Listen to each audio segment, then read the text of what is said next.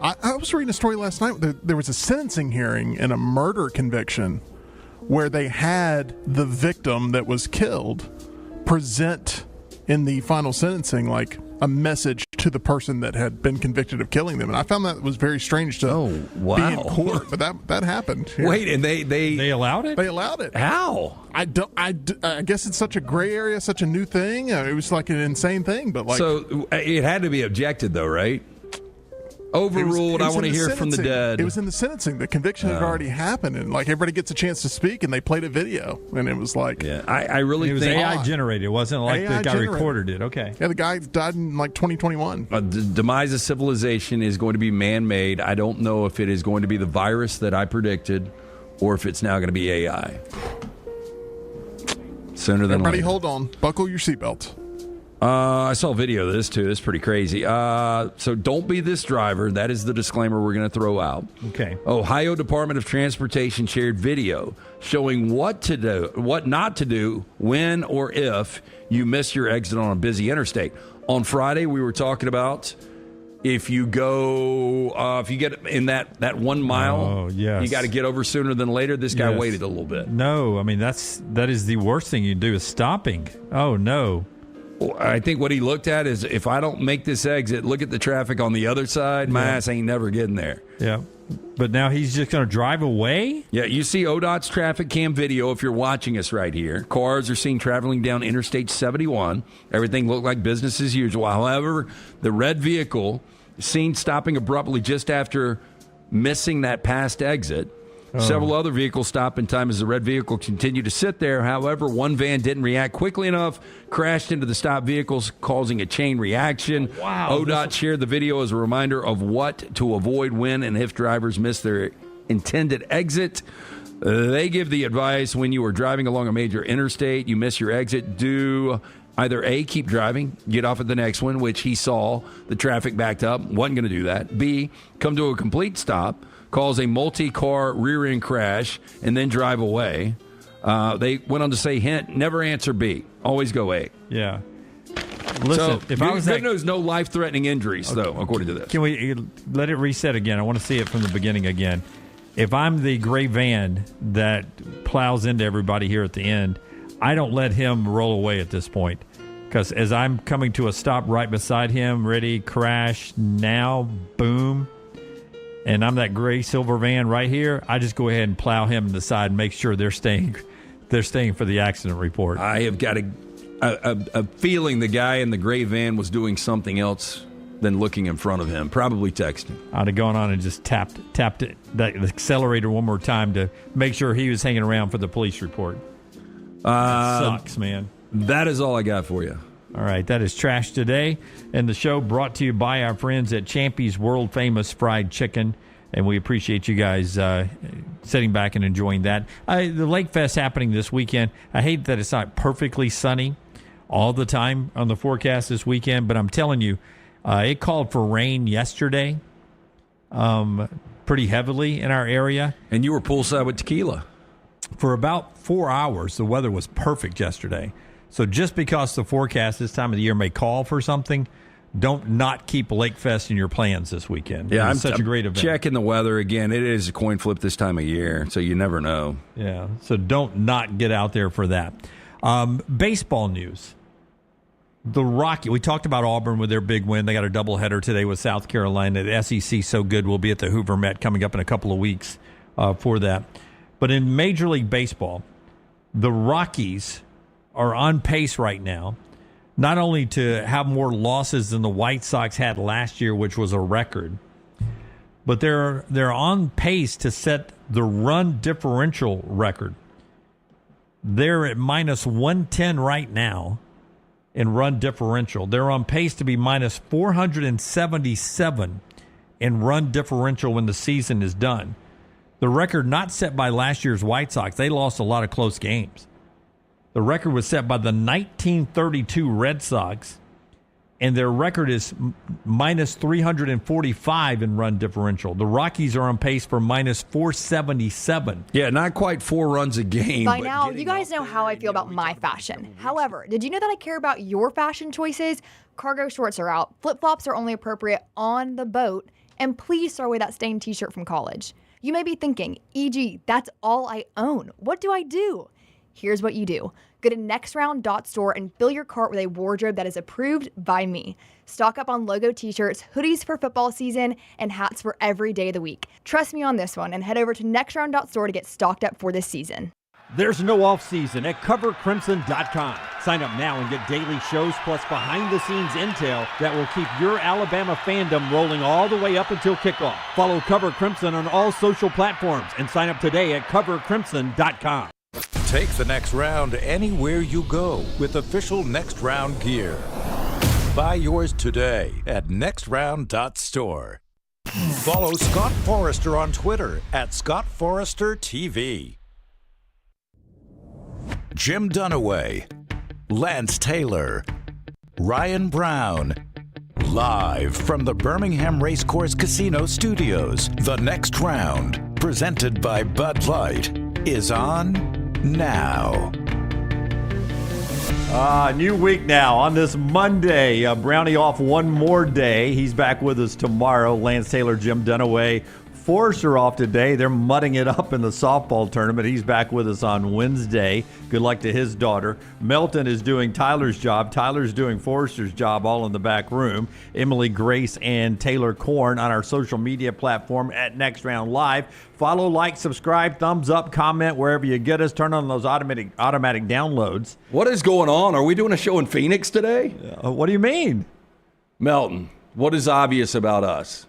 You guys are wearing Arizona State. I didn't realize How that. random is that? Yeah. I mean, I have not wore this T-shirt. I forgot about this hat altogether. I have not wore this T-shirt in forever. I saw this hat over the weekend. I was like, I'm going to bust that thing back out. I was digging through because I don't know what I'm doing after work, but it's not golf. So I was like, I'm going to wear a T-shirt today. I'm going to wear a golf shirt. So, and it's a little chilly. It's in the 60s in my house and outside, too. Much like Tempe weather. Yeah. It's going to be chilly today, and then it's going to warm up all day. Yeah. And so I said, I'm going to go long sleeves T-shirt because I don't know what I'm going to do afterwards. I may move something. I may, try to clean up something at the house. So I'm going to go ahead and dress for the day. T-shirt on. And I started digging through my T-shirts, and I was like, oh, I love this T-shirt. I hadn't worn this T-shirt in forever. And you've got the hat on. So is this kind of a precursor to our 40 and 40 that starts tomorrow, a team that won the Big 12 last year in Arizona State? Do the majority of people have Arizona State as your Big 12 team that actually gives back to a college football playoff? That's another good way to break it down. I'll bring that before we start our 40 and 40 tomorrow. Would that give away too much if I give away who everyone's conference championship game would be by votes? I mean, look, everybody's going to have Texas and Georgia and the SEC. In the Big Ten, everybody. The Big Ten, everybody's. Well, let me pull this back. I was going to say Ohio State and Oregon, but now Penn State is kind of in the mix. Yeah. I think the SEC is going to be the most predictable one. Then, obviously, the ACC is going to be Clemson, probably versus Miami. At least that's what people will say. And then I think it's going to be Arizona State versus Kansas State is what people will say. Well, I did a lot of things this weekend, and, and Happy Mother's Day. Most significant thing you did outside of Mother's Day? Most what now? Significant thing you did outside of Mother's Day? Significant's an interesting word. What do you mean significant? Like? Well, I mean, something that stands out, something that you're glad you did. Well, I went weekend. to Forrester's daughter's senior party, which was supposed to be a pool party. Dunaway's showing out, man. Last weekend it was like Taylor Korn's dad got inducted to wrestling. He wants friends so bad. I don't know. I try hard. Forrester's daughter's senior party. She sent an invitation. He sent an invitation to everybody up here, I think. Let me guess, you were the only person that went. I don't know. It was 7 hours long. I completely forgot about it. I do remember getting the invitation. I appreciate that. Congratulations to her. Yeah, 7 hours long. Supposed to be a pool party. Forrester has a pool. Can't hide money. Got a pool at his house. Were you there 7 hours? No. It's a come and go kind of thing. There was also a nacho cheese fountain. That's right. It had a queso fountain that was rocking around. Popcorn maker. A lot of stuff going on there. I was there for probably about 20 minutes. It was one of those come and go type things. Definitely just wanted to show his face. Yeah, but it was swing by, drop off a nice little gift and move on. So it was that to me that was significant to just say, hey, that was about it. Significant wise, went and saw my mom on Sunday, so it was good. It was good, good weekend. But it was a lot of vote counting for me. 44 total ballots is what we got this year. Last year we went more than the 65.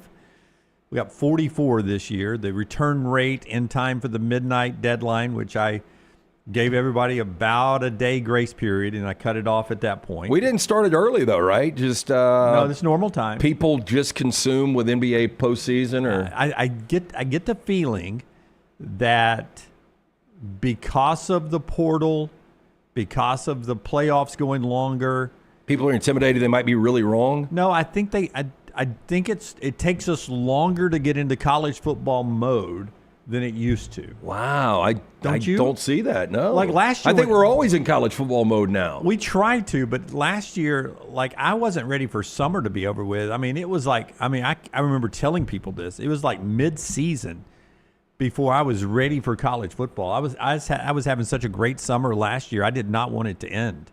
Now, I was ready when basketball started and did not want basketball season to end. What do you like so much about the summer? Like, I like the summer because kids are home. But once kids get out of school, once they get older, like yours are older. We just had a good summer. I mean, we just between the pool and going to the beach or the lake, it was just a good summer. Don't leave out your priority of summer, which is golf. Yeah. Oh, I golfed a lot, but it was just a good summer. And Maggie and I are off to another great start to summer here. I don't know, but I'm ready for football this year. I'm going to be ready week 0 this year. But I'm not going to waste half a season not being ready for it. To your point, Jim, I mean, the spring games, just look at the type of attention and excitement that those bring now. It's not nearly as comparable as... Yeah, but that's different because nobody can figure out how to do a spring game now. Yeah. It's like most coaches are like, I'm not going to showcase my 2s and 3s because somebody's going to steal them. I mean, you truthfully want to know what I think it is? I think we've become so consumed with two things. One, college basketball in the state, which sort of feeds that off-season hunger a little bit more than it did in the past because Auburn and Alabama are good. I disagree.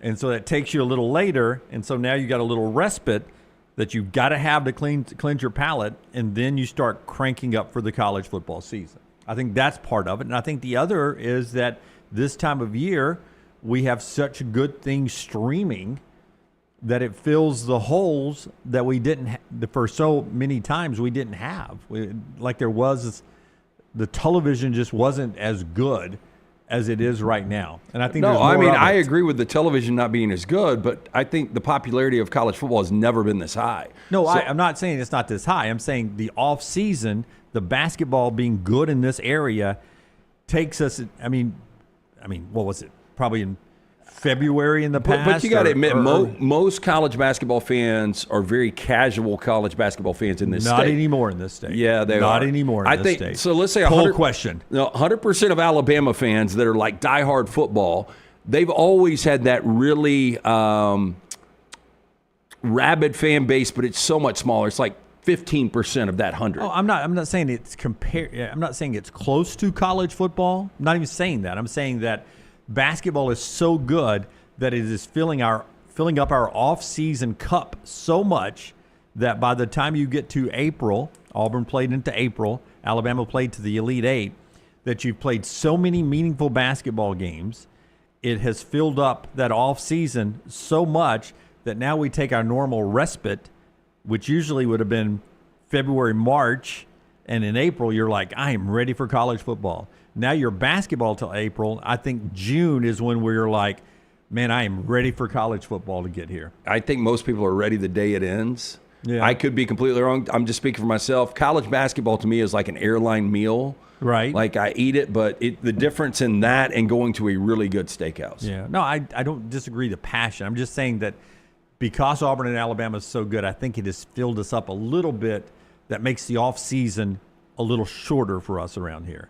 But I agree with you. We're still a college football state, college football show, and all that. I mean, I count it down 103 days to week 0. This week we hit the 100 milestone.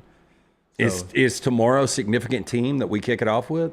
I think so. See, I don't want to give too much away. 1 year up here, we released on the first day. We released the 40 and 40 because we were hoping to. I think we released I think we did our whole 40 and 40, just one big release, and then we counted it down. Well, that was before we were actually on doing 3 hours. So back then, 4 hours. Remember, it was our first. So we were doing it like in May of 2021. Right. Because we didn't start the actual show until August. Yeah. But I mean, I think because I remember us going to the Alabama Sports Hall of Fame and doing basically all 40 teams. Yeah, we did videos. Exactly. We were trying to, how can I put this? Get some like CBSSports.com, Saturday Down South. The next round released their 40 and 40 fan vote. Here's what they did. Because, you see Josh Pates, which we'll get to later, Joel Klatz, all theirs. They released theirs. And we were like, maybe a new property. If we released it all right now, maybe somebody will pick it up. Like, hey, Birmingham show. Nobody did.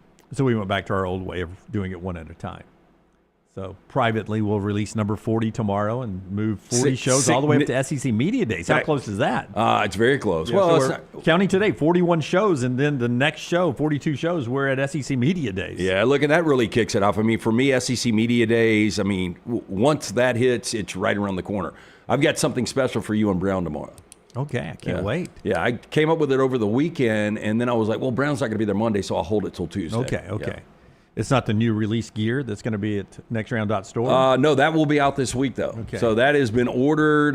We will have it hopefully up on the website in the next couple of days. So we'll give you guys the sneak peek at our summer gear. Yeah, a chance to get something for Father's Day that's coming up nextround.store. Okay, so what we're going to do in this segment when it comes to the 40 and 40, not yet, Tyler, because I'm going to tell you about a couple of our great sponsors, but I'm about to show you, how did I write this? Surprising Power 4 teams. Well, I'm going to show you, Taylor built a graphic of every Power 4 team that did not receive one vote in our top 25. And some of them are surprising. Okay, so of the Power, how many do we have in the Power 4 right now? Roughly 65 teams? 65 to 67, I'd say, yeah. And so how many didn't get a vote altogether? Oh, it's a whole page full, of logos that did not was not 25th, 24th, 23rd. Remember, it was top 25. Again, top 25. I confused myself because I did 40. Yeah, but I went up and beyond. But not one vote in the top 25. And then later in the show, to start the second hour, I'm going to show you the first 10 out, the 10 that just missed it. And there's a couple of surprising teams that just missed our top 40 that could be in there. And I got a reason why they probably missed it. But before we show you the big graphic, Tyler, let's tell you about a couple of our great sponsors. One of them is our friends at Urology Centers of Alabama, UCA as we like to call them up here. They want to make sure that they're keeping you in a healthy form, men, as you move from your 20s to your 30s and so forth. Urology Centers of Alabama, 16 locations, 35 urologists standing by to help you. Everything from prostate health to kidney stones. 205-930-0920, 930-0920, urologycentersalabama.com. Find a location near you. Set up an appointment today. Urology Centers of Alabama, 205-930-0920, urologycentersalabama.com. And our friends at Hemp Hill, they bring you the lock every day, lanceslock.com. Yeah, I talked to our friends late last week, but you need to make sure, I think the weather's going to be in the high 80s by the end of the week. Make sure that AC unit ready to keep up with this changing weather right now. HVAC systems, $1,000 off plus 0% financing. Whether you experience plumbing, heating, or cooling issues in your home or business, they are ready to serve you. 205-229-2090. Hard to stop a train. For more information, hemphillservices.com. All right. Don't forget Lance's Lock. We'll talk NBA playoffs coming up in a moment. A couple of more big games tonight. So the graphic I'm about to cue Tyler to show us is only Power 4 teams that did not receive a single vote from you, the audience, in our top 25. They were never 25, 24. They didn't sneak into anybody's ballot. So these teams, I'm going to read every logo up there quickly, and then we'll react to a few of them, okay? Because a few will pop for you. Ready? Unveil it. No votes right here for Kentucky, Michigan State, Wake Forest, Duke, Rutgers, UCF, Cal, Pittsburgh, Cincinnati, Mississippi State, Stanford, Colorado, NC State, West Virginia, Washington, Northwestern, Houston, UCLA, Utah, Purdue, Virginia, and Maryland. 0 votes in our 40 and 40 from those teams right there. First one that pops off for you is Utah, of course. Utah is usually really Well, good. look, they were 5-7. It was a complete disaster. We saw Cam Rising finally retired, maybe the most predictable thing in the offseason that we knew was coming. But Utah normally is, at worst, 8 wins, which kind of puts them in the top 25 every year under Kyle Whittingham. I'm a little surprised. I expect a full bounce back with Isaac Wilson at quarterback, coming off of 5-7. It's a wide open Big 12. So I didn't mess up, though. You didn't have them in your top 25. No, I had them, I think, around 30. Around 30, Yeah, okay. but I think they're going to be much improved. I think they're going to be 8 or 9 wins, but would you be completely blown away if they went 10-2, played for the Big 12 championship? Not at all, Yeah. because of that brand right there. Show me the graphic again, Tyler. Nobody else surprises me, though. Washington surprises me a little bit. What a fall off. They played for the national championship 2 years ago. They don't get a vote? Yeah. Nowhere? Jed Fish, you've got a quarterback that you saw playing the bowl game last year that comes in, so the Will Rogers really short era is over. I don't know how much better they're going to be. I mean, I think they're going to be improved, but let's not forget, if Washington was in the Pac-12, maybe still a fighting shot, but now in the Big Ten, I mean, I don't know where they are in the pecking order. Middle of the pack? Middle of the pack. 0 votes, though. UCLA, they got Nico Iamaleava. He didn't move the needle at all to get 1 vote? Most over-approving team, or most surprising, most, what am I looking for here, Mel? Underachieving? Overachieving team. There we go. Very simple. Okay. Deshaun Foster in year 1. A lot of people thought that this is kind of a 2 or 3 win team. They exceeded that. I think they went 5-7 last year, but no, they're not going to make a jump to the top 25. Working my way over to that Buffalo, I almost wore that T-shirt, but NC State, they've been pretty consistently right there the recent years. Are you surprised to see that wolf up there? It's just kind of quiet right now in Riley, and I don't know what people are really thinking about this. Like, I think even more surprising would be maybe Duke coming off the season they had. I would think that, I had Duke in front of NC State. I don't know about you. Now, you didn't do 40. I did 40, so I didn't have Duke in my top 25, well, obviously. There's Duke, upper right-hand corner. That's what I'm saying. Are you shocked? That's a little more surprising than NC State. No, I'm not. Again, I'm not shocked by any of them, but possibly Utah. Yeah. Colorado's on there. Boy, we're expecting a big fall off from Colorado. Now you lose the best player in college football, and Travis Hunter. He was apparently really nice on a plane, if you saw that story over the weekend. Yeah, I did not see it, but you lose, probably the best quarterback in Colorado history in Shedeur Sanders. Yeah. One more time on that graphic, Tyler. Let's take a look one more time. Anybody else that pops out? Boy, Houston's falling off. Let me ask you this in a different way. Maryland's close. One of those teams not named Utah, your life depends on it, ends up being the top 25. Who is it? I think I would go Big 12 is usually a good place to go, but I'm not going to trust Colorado or Houston or West Virginia. I think I would go, quarterback room's a problem, but I think I'd go, it's not a problem, is it? Is the Alabama quarterback still at Pittsburgh, the Holstein kid? Yeah. I think I'd go Pitt because of the weakness of the ACC sometimes, and maybe they can sneak in there. I don't think that's bad. If I was taking a flyer, I probably would go Pitt or Duke, maybe UCF out of the Big 12. Scott Frost coming back year 1. UCF, yeah. I see the one team you cannot see at all, like this graphic does it no justice, is Michigan State. Yeah. Squeezed in between Kentucky and Wake Forest. I don't know how good they're going to be. I just know Jonathan Smith can coach his ass off. They've got more money than people believe. So I wouldn't be surprised if they made a little noise in year 2. Yeah, Mississippi State and Kentucky on there from the SEC. So 14 SEC teams got votes in our top 25. Boy, this is going in the wrong direction for Mark Stoops, isn't it? It does seem to be that way. It's like Oklahoma and Texas came into the league, and like Kentucky completely pushed out. Yeah, and like they took them off at the knees. Yeah. Kentucky, it seemed like kind of a moment in time where, when I say a moment in time, an opportunity to play in an Outback Bowl and win 9 or 10 games under Mark Stoops, but that seems like that window's closed. Yeah, but look at former college football playoff teams. Just since 2024, the 0 votes in our 40 and 40 is what you're looking at if you're on the video platform. Michigan State was in the playoffs once. Cincinnati was in the playoff once. Who else? Washington was in the playoff once. Still really good seasons from you look at Stanford going back, a little bit longer than a decade. Pittsburgh would have been in a college football playoff back when they won the ACC just a few years ago. That's UCF, when they were undefeated that year, would have been in a college football playoff. Yeah. Obviously, we've talked about Utah and where they are right now. Washington, you mentioned them. Yep.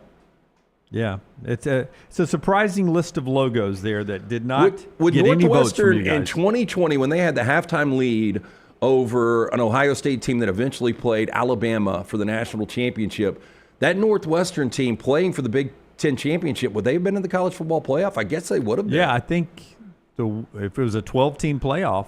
So that was 5 years ago. Yeah, if it was a 12-team playoff, yeah, because they sort of protect the teams that play for that championship.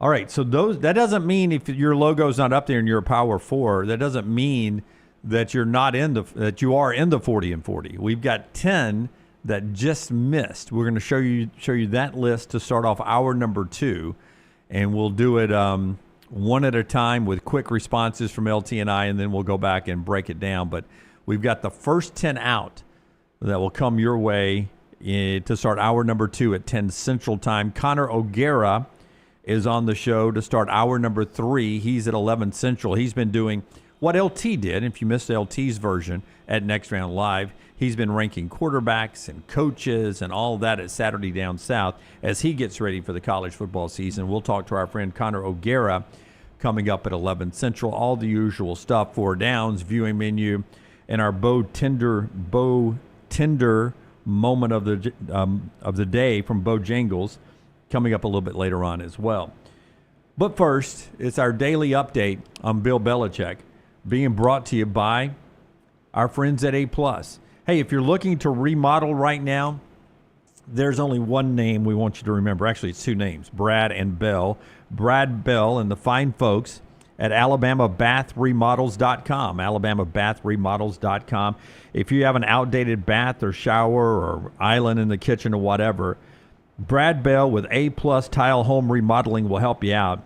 Brad went out and gave LT and Brownie estimates and remodeled the places that at their home there you're seeing works from everyone's kitchen and bathroom there. He just does a fantastic job.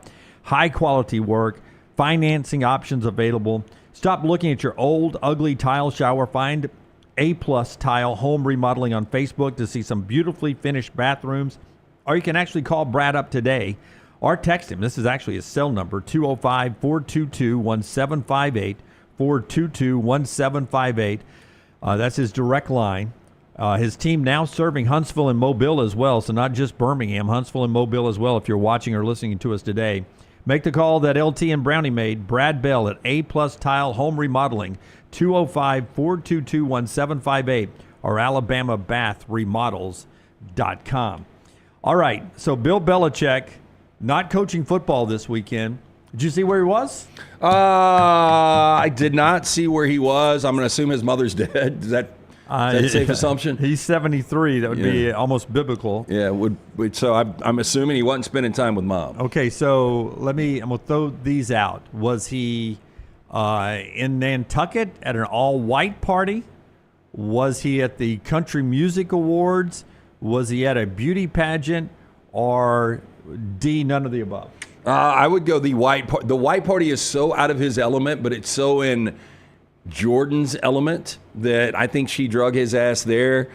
I just hope that he did more of the classic white suit and not like a really tight white T-shirt and tight white jeans and a white fedora. The white party's a real thing. I don't know what time of year it happens. They're all over the place.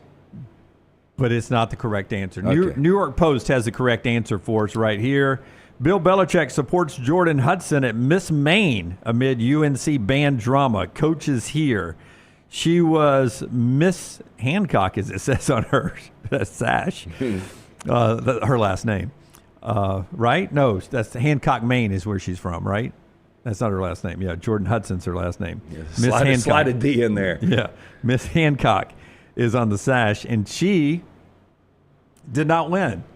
She finished second runner-up, though, third place. Am I right? In the pageant world, second runner-up is third place, bronze medalist. You know, it's hard to find a unbiased jury anywhere. How are you going to find an unbiased judge that knows who she is? Well, let me tell you, there was pictures from the Post there. How many of the contestants for Miss Maine had a bodyguard walking him from the dressing room to the stage and off the stage every time. Uno. Only one. Yeah. It was Jordan Hudson had a bodyguard. I really don't. I mean, she's attractive. I know you're not a big fan at all, but I'm not a big fan. But like, if I was a judge, it'd be hard for me to vote for her based on the way she acts. So that had to be in some of the minds of the judges, right? Yeah. I don't know how much they get to see her personality, but it's like a jury. I mean, I would be X'd out from the Miss Maine being a judge because they're going to be like, do you know anybody or have any preformed perceptions of anybody that's in the pageant? Okay. I'd be like, you're going to have to scratch me. This Miss Hancock lady, I've been following her in the media. Okay, I don't know. What is she, 26? 24. Okay, I was going to say she's way too old for pageants. I don't know if you ever know those women that still do pageants when they get in their 30s or 40s. I had a guy I knew, his wife did it. I thought it was one of the creepiest, weird things. That becomes Miss USA at some point, right? Where you can be a stay-at-home mom and do it too, I think. Yeah, I mean, 24 is really young, but it's kind of getting up there in pageant years. To be in the Miss America race, that's old. Yeah. Yeah, I'm with you. I think it's kind of like a 4-year-old running in the Derby. Like the Miss America current one is an Auburn girl, and she was the Tiger Paw dancer or whatever. I think she's Abby Stockard. I think she's like 22, right? I put her at 21 or 22. She's below 24, and she's already climbed to the mountaintop. So look, this is getting so old. And was there not something about his ED meds coming out over the weekend? There was. I did not remember to put that on my notes here. That was Pablo Torre, who reported that a family member told them she had been banned from the football facility, to which North Carolina on Friday said no. Then after our show, Pablo was on Dan Patrick's show, and they talked about that. And then as he was leaving, I hope everyone goes and listens to the podcast. And his tease to go listen to the podcast, we explained Bill's injections for erectile dysfunction. Okay, tell me if you can argue with this. Like nothing puts you in the mood more than a needle. 3 of the greatest inventions for mankind: the air conditioner, the remote control, and ED meds. Why? Because you say mankind, that throws in women. No, okay. I don't know if women are excited about the EDs. Let's just go. That's what I was going to say. Like, so women can benefit from the AC. They can benefit from the remote control. I guess some, if they really love their partner, can benefit from the other. But the worst thing that ever happened in the history of gold diggers. That's right. Was the blue pill. Yeah, because if you're 20-something dating a 70-something-year-old, you're probably there for the cash. You don't want. That's it. You don't want to have to go to work. I mean, you can rock them to sleep or whatever, but you don't have to worry about them getting naked. Now she's got to get naked with Belichick, and now it comes out how public this thing is. And apparently she has to. We are being robbed of what may be the greatest Hard Knocks following of all time. We're being, just You're awesome not kidding. Television. But we know now why she wanted to be executive producer. Absolutely. But she'd here's have the thing. to cut all this stuff out. We're not going to do that. If there's a market for 1,000-pound sisters and Pawn Stars, there's got to be a production company that's like, this girl is so polarizing. And I would get on it now because I'm telling you, they will not be together in the next 2, 3, 4, 5 months. Yeah. But LT said on Friday, I believe it was, that he thinks there is a chance, Taylor clipped this out and sent it, so we'll have it forever, that there is a chance that Bill Belichick doesn't even coach game 1 this season for North Carolina. I think you can bet on whether he's a coach in 2026. I don't think you can bet on that. I heard a couple of other people nationally say it after LT said it on the show Friday, and to think they're not in management control, or what's it called, management crises, when you try to manage the situation. If you think Belichick and his group's not in charge of that, they have signed up to do another network interview. They'll be on Good Morning America Friday, one-on-one interview with Michael Strahan and Bill Belichick. He's going to a friendly NFL voice, Michael Strahan. I don't know how friendly Strahan's going to be. Strahan's one of the reasons that Belichick didn't close the deal and go 19-0, that disruptive defensive line out in Glendale, Arizona. I think what you were looking for is damage control. Damage control. And it's crisis management, maybe? It is some of the worst that we've ever seen. Yeah. I don't think Belichick is in sound mind, or at least not the sound mind that Belichick used to be in. I don't know about you. I wouldn't mind watching this interview, though. Yeah. I mean, if Strahan's really going to go at him. I don't know. I mean, Strahan didn't play for Bill Belichick, but Strahan's production company is unbelievable. He's at the top of his game, both as a sportscaster and on Good Morning America. I mean, you're going to go there, and he's going to ask the question, how'd you meet? Because you can't do this interview now without going back to the one that got it's the first question, isn't it? Right? Look, I know this is what kind of threw everything out of whack, but look, it's a simple question. I would assume you and Jordan were both ready for this, but how did you guys meet? Yeah, why did you not want to talk about it? Well, we wanted the focus to be on the book, Michael, but since it's blown up, we'll tell you how we met, blah, blah, blah, blah, blah. And then Michael will go, there's been so many rumors, banned from this, banned from that. What's true, Bill? Well, I would ask Bill this. will say, well, she's never been banned from the football complex. I mean, it seems pretty obvious this is a transactional relationship. I don't think this one's true love, yes. Yeah. So, really, what is he getting out of this? I'd ask, too, look, is she a beneficiary yet? Have you put her on any wills, any insurance policies? Is this going to be a storyline in in-game broadcast, too? I mean, are we going to have a camera that pans to her occasionally, like the Taylor Swift sort of phenomenon of, going to her in the booth all the time? Is that what we're going to get all season long? At least game one, I think you have to do it.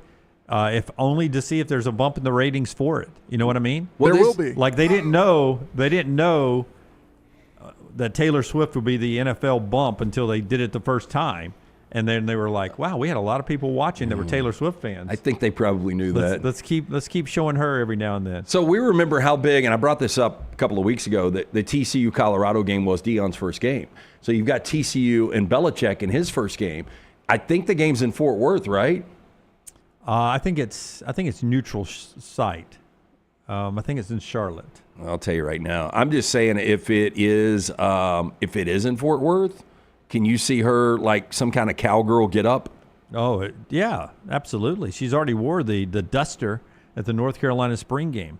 I thought it was a neutral site game, but I don't know.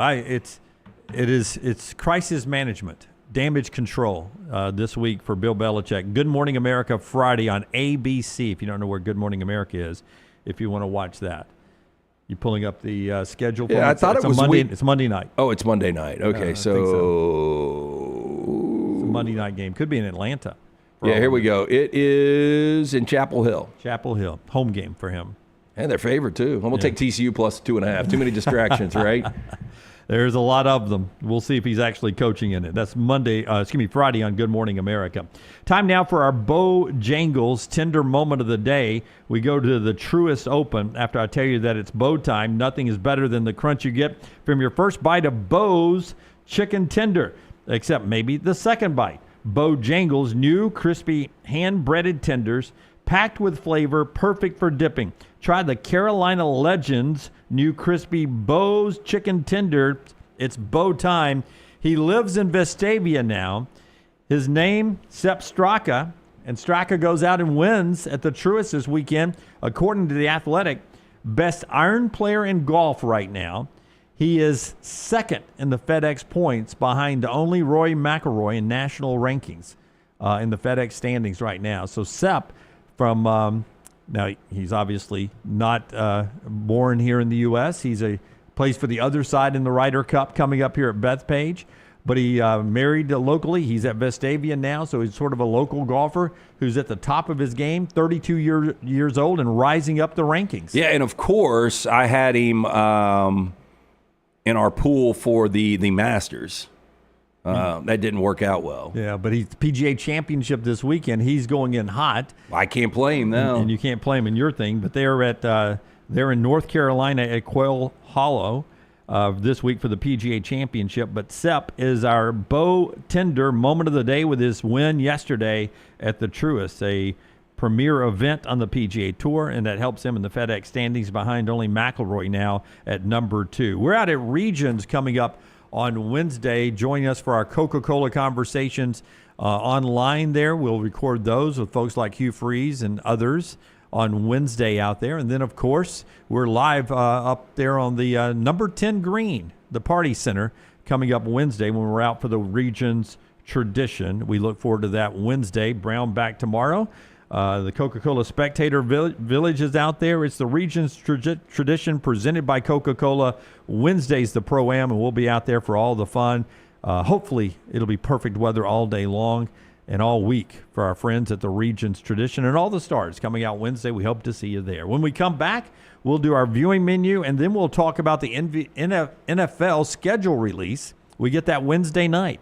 I've got 8 matchups we're looking forward to that will be there. We just don't know when they'll be yet.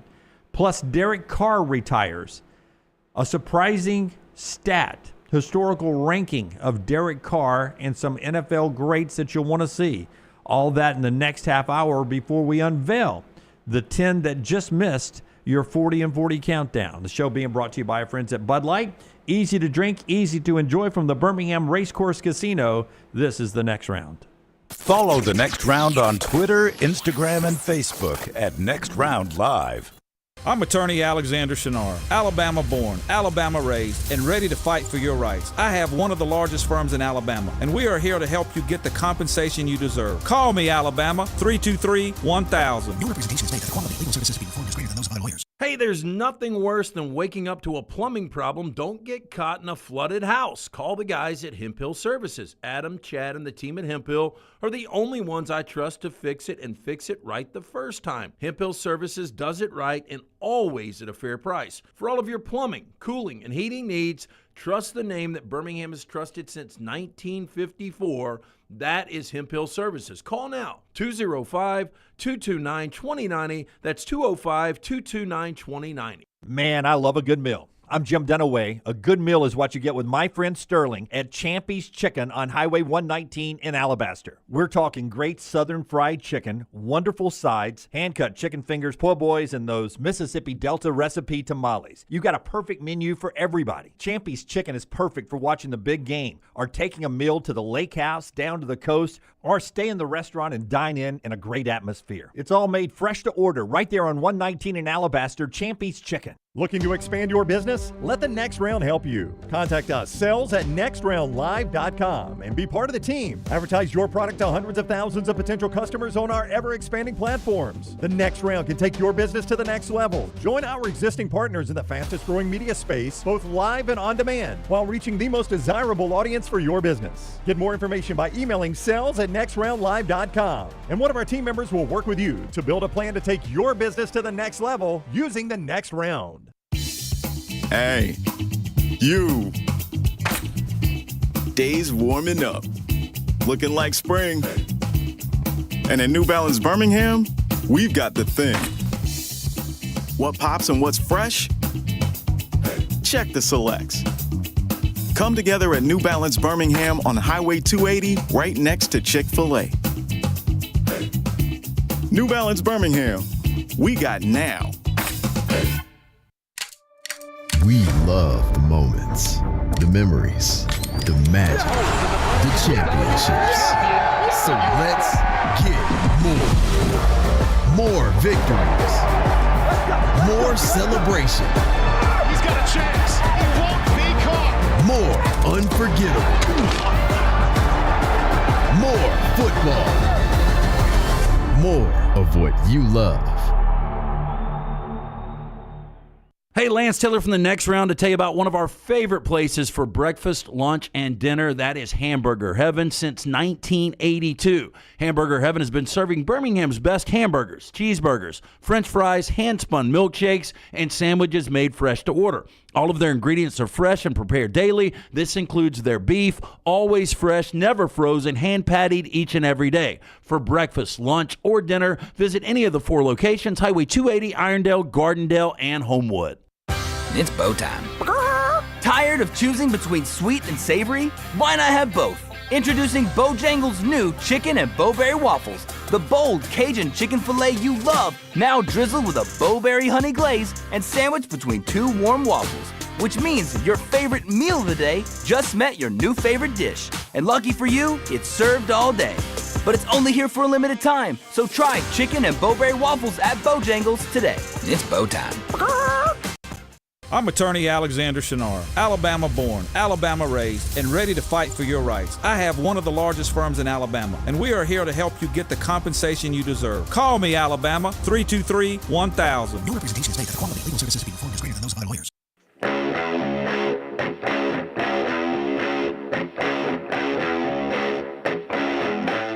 All right, back with you now on the next round as we roll on. LT, no B, just D today. Brown back tomorrow with us if you're just joining the show.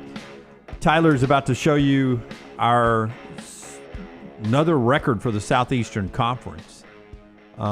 Insanity what they did in men's basketball.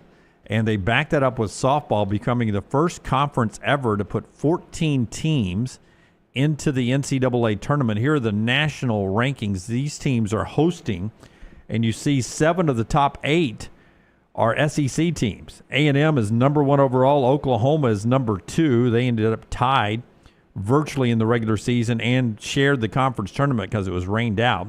Florida is 3. Arkansas is 4. There's the outlier, Florida State. Then Texas, Tennessee, and South Carolina in the top 8. LSU is 10. Alabama 15, still getting to host. 20 straight years of Alabama hosting, 20 straight years to the tournament.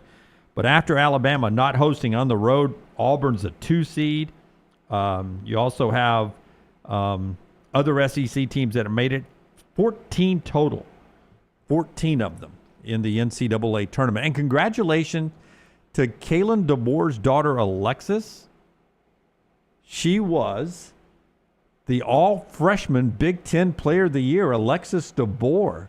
Remember, Alabama fans were hoping she was going to come play for the Crimson Tide. She stayed at Washington. I just remember that was such a side story to DeBoer coming. You know, he's got this daughter that's so good at softball. And Alabama's so good at softball. Yeah, but does he stay because, you know, she's in the Seattle area and she's already got her roots there? Or if he comes to Tuscaloosa, she's going to come with him. Yeah, she didn't. She stayed at Washington. He came to Alabama, and good call by her. She's the the Big Ten Freshman of the Year. Congratulations to Alexis DeBoer picking up that huge honor in a really good softball league there. And we'll see what the postseason brings for them as well. Show being brought to you by our friends at New York Butcher. Before we get to the viewing menu and then talk NFL football, New York Butcher Shop gets you ready for the weekend. Yeah, I wanted our friend Ush picked up dinner over the weekend, Mother's Day dinner. I just wanted to tell you what he got because it sounded so good. I was in there on Friday. I ended up doing 3 different rounds of steaks. So me and Jack early, then Jay shows up a little bit later, and then Maddie and Ryan showed up late night. So I did 3 different rounds of steaks. I did it with the mashed potatoes with the goat cheese, some mac and cheese on the side, some of that banana bread for dessert. So did you eat steak 3 times? No, I only ate it once, but I'm just saying I had to do it 3 different times because people were coming nonstop. He said he just picked up 4 pork chops. This is on Friday. The goat cheese mashed potatoes, and he sent back outstanding, by the way. Yeah. So these are just the things you can get at the New York Butcher Shop. The best in-house butchers there, both locations. The original Cava Heights, Highway 119 in Greystone. Stop in, see Jim and the fantastic folks.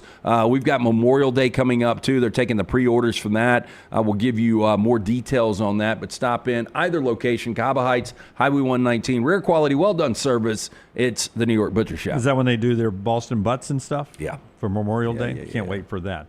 All right, one thing before we get to the viewing menu. The Braves ended up losing 2 of 3 to Pittsburgh this weekend. You got a new pennant grace that comes your way tomorrow with Josh, who LT was just talking about, and Emily Grace. But to drop 2 of 3 to Pittsburgh, that team's not great right now. A bad, disappointing weekend for the Braves. They're now 6.5 back of the Mets. They get the Nationals tonight, 6:15 over at Truist, as the Braves need to start taking care of business against these lesser teams like Pittsburgh. 2 of 3. By the way, Colorado fired Bud Black over the weekend like it's his fault. They're 6-21 when they fired him. I mean, Bud Black, I think 19 years as a manager, never won more than 90 games one time between the Padres and Colorado. Took the Rockies to the playoffs one time, right? Yes, he did. When the Rockies played in the World Series, I forgot who the manager was then. Yeah, maybe Clint Hurdle. See if the Braves can turn things around and keep watching some really good Major League Baseball going on with the Mets right now, the Yankees, of course, the Dodgers and Shohei Ohtani. But it's time for our viewing menu, and then we'll talk about the NFL and then get back to our 40 and 40 on the first 10 out coming up at the top of the hour. Viewing menu every day brought to you by our friends at Michelson Laser Vision. To view life in high definition, go see our friends at Michelson Laser Vision, 205-969-8100. Ask for Amy. Tell her the next round sent you. They are going to hook you up with a hassle-free consultation. You have zero to lose to find out if LASIK is right for you. Dr. Mark Michelson, Dr. Jen Michelson, best in the business. I got the procedure done over 2 decades ago. Still have 2015 vision, better than 2020. 205-969-8100, MichelsonLaserVision.com for more information. All right. So, unfortunately, there's not much new stuff coming out right now, but that'll change later this week. I got some different old stuff to watch. On Max, I was planning on watching Final Destination tonight because I want to go through the whole series again before the new one comes out this weekend. So if you're looking to go see Final Destination this weekend, you can catch up on Max. Okay, so Final Destination, you're a fan? Never seen any of them. Yeah. I remember the trailer where the log comes through the car. Everybody worries about that. I guess if you've seen the movie, you really, really worry about it. But I've never seen any. I'm Melton any good? I don't particularly like the Final Destination series. I much more prefer something like Scream, but there are some iconic scenes for sure. That log truck is the number one that everyone references. Anytime you're behind a log truck, it just immediately comes to mind just how chaotic and deadly that scene the log is always going to win. Yeah. Yeah, I would tell you the scary scene. It happened to me one time. I've told this on the air once before, but when I was a child, we were driving around near Dauphin Island on vacation. It was raining, and there was a 2-lane road. Were you buckled up? Probably not, but I was in the back seat. My parents were in the front seat, and a truck with hay in bales was coming this way, and one of the hay bales fell off and landed on our hood and crushed the windshield, and basically it slid into the front part of the car. Nobody was hurt. I've never heard this story. Yeah, I've told it once on the air, I think, but maybe not. James Sr. about 6 butt heavies deep. I don't know how many, if he had any that day, but I remember it being a scary situation, the hay bale falling off and hitting the car.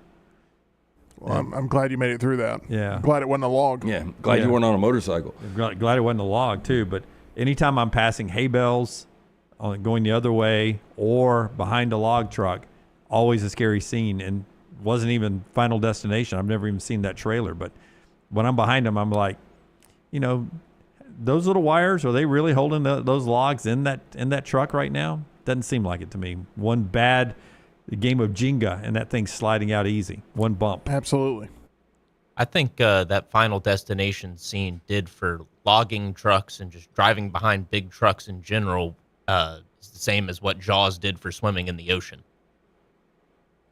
I always, even without the Final Destination, just behind the log truck always made me a little nervous. Me too. 20 years ago. Yeah, that's my point, because it doesn't look well stacked to me. When you get done, Tyler, I've got 2 movies I saw over the weekend that I think both of you guys would love. All right. Well, speaking of Jaws, at 8 p.m. on the Reels channel, you can watch Shark Terror, The Real Jaws. It's the story that inspired Jaws, where a serial-killing shark terrorizes beachgoers, and a college graduate from Philadelphia gets killed 40 feet from the shore, and then 5 days later, a bell captain is killed, and the whole town is in a panic. That is how iconic Jaws still is. The fact that there's still movies trying to rip off Jaws even this many years later. And there's never been another good shark movie, ever. Yeah. Ever. There's been some guilty pleasure fun ones, but never Meg that 2. have met that. But Deep Blue Sea was fun. It was good. It was fun. Awful. And then on the Sundance channel at 9 p.m., one of the best parody movies ever made, Spaceballs by Mel Brooks. Do you guys like Spaceballs? I did. I watched it, I think, in the theaters when it came out. Is that possible? Mid-70s? That's possible. Yeah, I want to say mid-70s. Early 80s. Early 80s, Yeah. okay. Mid-70s would have beaten Star Wars. That would have been quite the coup from Mel Brooks. All right, so early 80s. That makes me feel better that I saw that in the theater. So I saw 2 films over the weekend. The Assessment. Have you guys seen it? Have not. Nope. Oh, you guys need to watch The Assessment. So dystopian, futuristic, population's been wiped out somehow. This is kind of a theme with a lot of movies now. Elizabeth Olsen, Alicia Vikander, she is the assessor, but only 0.1% of the population gets to be assessed to see if they are parental ready. And so the assessor comes in for a week. It is wild. What's it currently on? Do you have any idea? I saw it on Prime and I rented it. I think $20. Got it. Well worth it though. I'm telling you guys will like it. Visually, it's incredible. Very, very unique. And then the other one, I'd always heard, The Departed, who Tyler talked about last week, was completely ripped off from a film, Internal Affairs from 2002, a Hong Kong drama that actually won Best Picture over there. But I watched that over the weekend as well. Very well done. But I mean, you're talking about Martin Scorsese completely ripped it off. I think it was acknowledged, though, that it was like a carbon copy of that. But my gosh, I mean. If you want another good Hong Kong movie, check out The Killer from John Woo. Yeah. Yep. Yeah.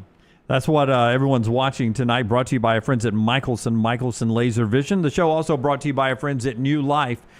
New Life Art, there's the Michelson Laser Vision information, michelsonlaservision.com. New Life Art brings you great moments in history from Alabama football. Go to danielmooreart.com, danielmooreart.com, promo code TNR there. Everything from the goal line stand to the Rocky Block and all other great moments. That includes the legend Nick Saban's 6 national championships. A tribute to him right there at danielmooreart.com. Promo code TNR, perfect for Father's Day, coming up very soon. DanielMooreArt.com, promo code TNR. NFL schedule release coming up Wednesday night. Here are sort of the premier games we'll be watching to see when they fall on the calendar. Rematch of the Super Bowl, 2 of the last 3 Super Bowls. Philadelphia and Kansas City will play each other in Kansas City. That game interests you at all still? Yeah, absolutely. Sure. I mean... Yeah. Again, I think the Kansas City brand, this is really difficult to say, but I think they're coming back to earth a little bit. They just played in the Super Bowl. They're, 2 years removed from winning a Super Bowl. I don't think Philadelphia is going anywhere, but do you have a feeling Kansas City's coming back to earth a little bit? I do feel like their dynasty they probably have won their last Super Bowl with Patrick Mahomes. I would think so too. Yeah. But we'll see. We'll see. Probably said that about Brady once or twice, or probably did 3 times or 4 times. Speaking of this, these are all non-divisional games, by the way. Kansas City at Buffalo. We'll get that in the regular season again. That has been such entertaining television in the last few years. This time it's in Buffalo. It'll be interesting to see, is it early in the year or is it late in the year? Well, I'm sure because it's a regular season game, Buffalo and Josh Allen will find a way to win it. If it was in the postseason, it would be completely different. We thought that Josh Allen had missed his window, and then he had his best season last year. We get Baltimore and Buffalo. That will be on the schedule. We also get Baltimore at Kansas City. Well, remember that was the game to kick off the NFL season last year, and Isaiah Likely, that toe was just out of bounds on the back line there. It was a tremendous game to start the season. I agree. Detroit goes to Philadelphia this year. We'll find out Wednesday night what time of year that'll be. But Lions, Eagles, Lions are still a team to be reckoned with. Oh, absolutely. 15 wins last year, and that's the one team nobody's talking about in the offseason because they got destroyed by the Commanders in round 1 of the postseason. And it's like everybody forgot how good Detroit was. We know we get Detroit at home on Thanksgiving Day, but 2 other road games to look forward to seeing. Detroit plays at Washington. You expect Washington to still be good, and Detroit at Kansas City. That'll be good. And we get Philadelphia and Buffalo. I think that'll be some people's pick to be in the Super Bowl this year, Eagles, Bills. And when you get that in the regular season in Buffalo. I think the majority of people, if you were looking for a matchup, I think you're right. I think it would either be Philadelphia-Buffalo or Philadelphia-Baltimore. We did get the Derek Carr retirement over the weekend that we were expecting, 34 years old. Shoulder injury. It's going to require surgery. It was going to shut him down for this year. He decides to just retire altogether. Derek Carr's career, in your opinion? Good, not great. Never really had a ton of talent. Now, for a minute, he had Devontae Adams when he was in Oakland. I thought Derek Carr was a really good quarterback and, in the right situation. Derek Carr in San Francisco, just across the bay, they probably won a Super Bowl. Interesting. Well, you can't use stats to always compare greatness. we always tell you that Joe Namath, you look at his stats, he's in the Pro Football Hall of Fame because of what he meant to pro football. Was a great dynamic personality, was a really, really good quarterback, but his stats do not measure up to a lot of Hall of Famers. But you would not say Derek Carr is a Hall of Famer, right? Not even close. Not even close. He retires, and look at the people he's got more passing yards than. He's got more passing yards than Joe Montana, than Johnny Unitas, than Donovan McNabb, than Jim Kelly, than Steve Young, than Phil Simms, than Troy Aikman, than Kurt Warner. Derek Carr passed for more yards than those guys in their NFL careers. Well, two things. I think it shows you the era of football we're in right now where, look at Phillip Rivers' numbers, just insane. And then Derek Carr was playing from behind a lot. CBS Sports with that graphic. So But he's not better than any of those guys. I know. Are all of those guys Hall of Famers? Yes. Yeah. So all Hall of Fame quarterbacks. And he's got more passing yards than them. That's why you just can't look at stats. Especially when it's different generations. Yeah, totally different generation. Yeah. That's a list of guys, and you got But more you know what's passing yards. fascinating now, and I kind of love this, is the Saints might end up being the worst team in football. Really, because if you don't have if you are such an unknown, if it's coming down to Spencer Rattler, Jake Haener, or now Tyler Shuck, and I've got, a 4 downs question with the Saints coming up in a little bit, but I don't know how the Saints – how they're competitive this year. I will tell you that I think I saw somewhere that Rattler's 0-6, Haener's 0-1, that there's not a win, an NFL win, on that roster at quarterback. Well, and just go back. Tyler Shuck's a very talented guy, but I'd love to see his record against top 25s when, he went from Oregon to Texas Tech to Louisville, and, in that journey, he couldn't stay healthy. So, the quarterback situation is really bad right now in New Orleans, and maybe Shuck will stay healthy and he'll end up being that guy some people project to be. Back to college football at the top of the hour. One more thing to get to here after LT tells us about Woodhouse. So let's say you messed up and you didn't get a good enough Mother's Day gift yesterday. Woodhouse Day Spa to the rescue. Yeah, you still got an opportunity. You can just tell mom you overslept. I don't know what the excuse would be for not giving the gift on Mother's Day. But you can get out of the doghouse, whether it's with mom, the wife, the girlfriend. Treat them to a gift of luxury from Birmingham's best day spa, the Woodhouse Day Spa, located conveniently at the Summit Shopping Centers. You can get in, go see Stuart and the fine folks up there. Tell them the next round sent you. Or you can order 24/7 online those gift cards, birmingham.woodhousespas.com. Let them choose from a menu of over 70 options, including massages, body treatment, skincare, waxing, nail services. Again, gift cards, simple solution. Buy them 24/7 online. The Woodhouse Day Spa, voted America's best day spa since 2009. Milton, what was the name of that game as a kid? Was it Capture the Flag, Catch the Flag? What was that game? Yeah, Capture the Flag. Capture the Flag. Were you a fan?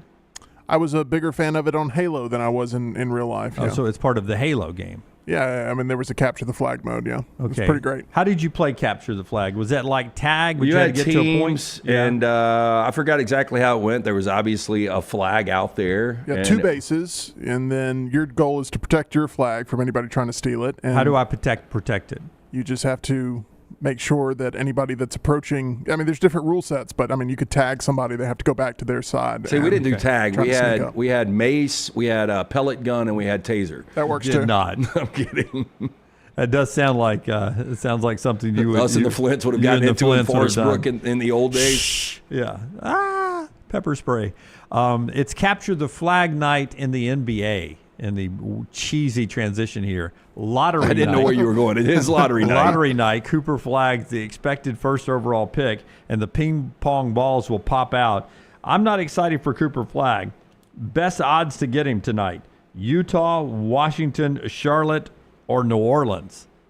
Blah, blah, blah, blah. I wouldn't want to play at any of those franchises. The interesting thing in New Orleans, if you could ever get a healthy Zion. If you could get a healthy Zion with a Cooper Flag, the other teams that have an opportunity to fall up into that top 4, the percentages are astronomical, but because we have a Pope that is now from Chicago, an American-born Pope. The Bulls. The Bulls. I've seen a lot of people taking, flyers out on, they're calling it the holy trifecta for the Bears, the Bulls, the Cubs. Yeah. But now, I think it was Brian Windhorst talking about do they possibly win the lottery tonight? Oh, that would be insanity. Get a star there in Chicago. And that Bulls team's getting a little bit better. Yeah, for a minute it seemed like Derrick Rose, as good as he was early in his career, nobody's going to be the next Michael Jordan, but was going to be that next Chicago superstar, and then injuries and just didn't work out to the degree they wanted it to work out. Cooper Flagg's going to be fantastic wherever he goes, though. Yeah, more NBA tonight we'll talk about later on. NBA Combine starts, so if you're watching Pettiford or anyone else, Phylon, that may come back to college at Auburn and Alabama, keep an eye on them at the NBA Combine this week. And if you want an update on the G League, Dylan Cardwell had a good weekend. Taylor's got a full breakdown of some local guys on her TikTok, Taylor Corn on TikTok. If you want to go check out Dylan Cardwell's stats from G League's Combine, the invitees there, Cardwell had a pretty good weekend, and Taylor breaks that down for you. When we come back, our 40 and 40 starts tomorrow with team number 40, one team every day until we get to SEC Media Days. But 10 teams just missed being in the 40 and 40. So what we have coming up is 50 through 41. We'll unveil that. The ones that just missed being in the rankings, I think a few surprises that will get LT a little upset about a couple of these. He likes a couple of these coaches. We unveil that when we come back on the show that's brought to you today by our great friends at Bud Light. Easy to drink, easy to enjoy. And our friends at Coca-Cola will be out in the Coca-Cola Conversation Center at the Regions coming up on Wednesday. We look forward to seeing you out there, and have a Coke and a smile. Back in a moment. Take the next round anywhere you go with official Next Round gear. Buy yours today at nextround.store. I'm attorney Alexander Shunnarah, Alabama born, Alabama raised, and ready to fight for your rights. I have one of the largest firms in Alabama, and we are here to help you get the compensation you deserve. Call me, Alabama, 323-1000. No representation is made that the quality of legal services being performed is greater than those of other lawyers. Remember the name Way to Wellness if you're battling weight loss in your life. I'm Jim Dunaway from The Next Round. There was a time I was over 216 pounds until Way to Wellness helped me lose 45 pounds, and now for over 2 years, they've helped me keep that weight off. Here's their website, aplanforme.com, aplanforme.com. That's a great name for a website because there's no cookie cutter plan. Everything is designed specifically for you. No contract, no sign-up fees, and your first consultation is free at Way to Wellness. The Legends of Golf return to Birmingham.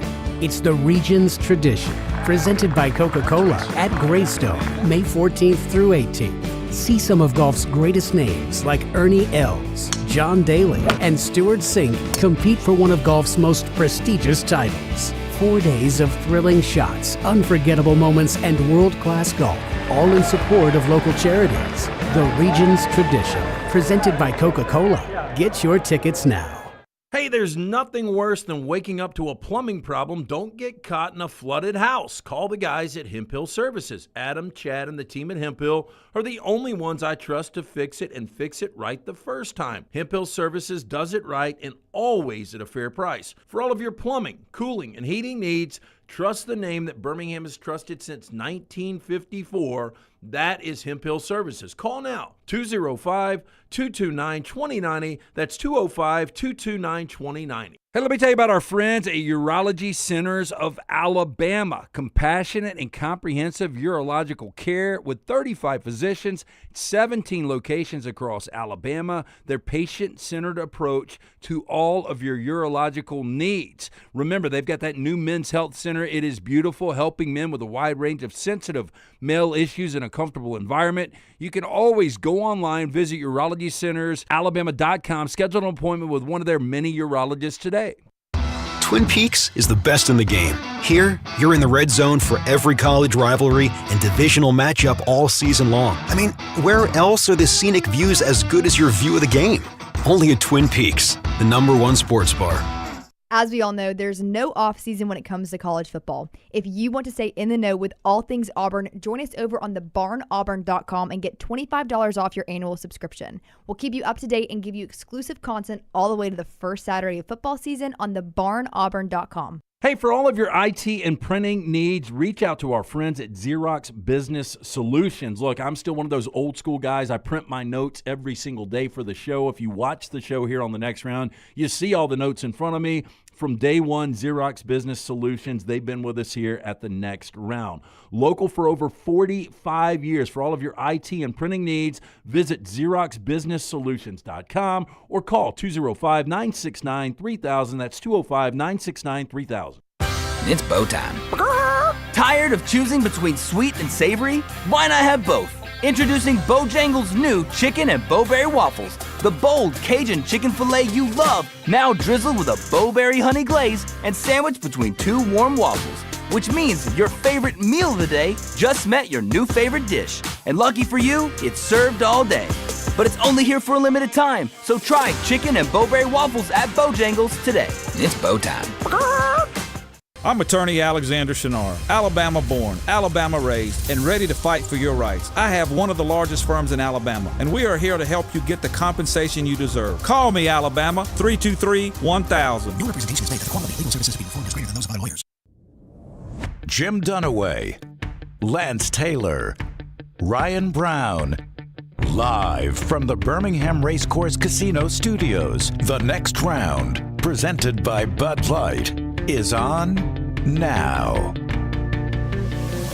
We'll talk to Connor O'Gara of Saturday Down South in 1 hour. He is kicking out some list of SEC rankings, SEC top coaches, quarterbacks 1 to 16, receivers. You get them all at Saturday Down South. Great content. And we'll talk to Connor about his list season coming up in about an hour at 11 o'clock Central Time. We're about to unveil our first 10 out of our 40 and 40, and we start our countdown. If you're new to the show, this is where we bring in listeners along with us, and it's our own preseason rankings, and we've been doing it since our first year together. 40 teams in 40 shows leading up to SEC Media Days, one team every day starting tomorrow with team number 40.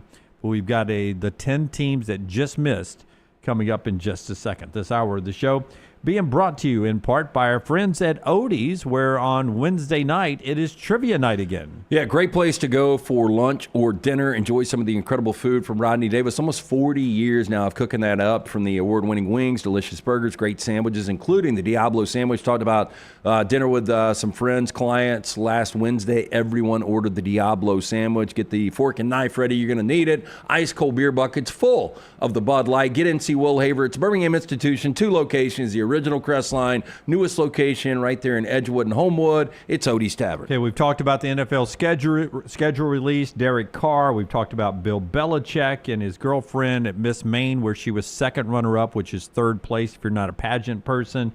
We've talked about Sepp Straka winning on the PGA Tour.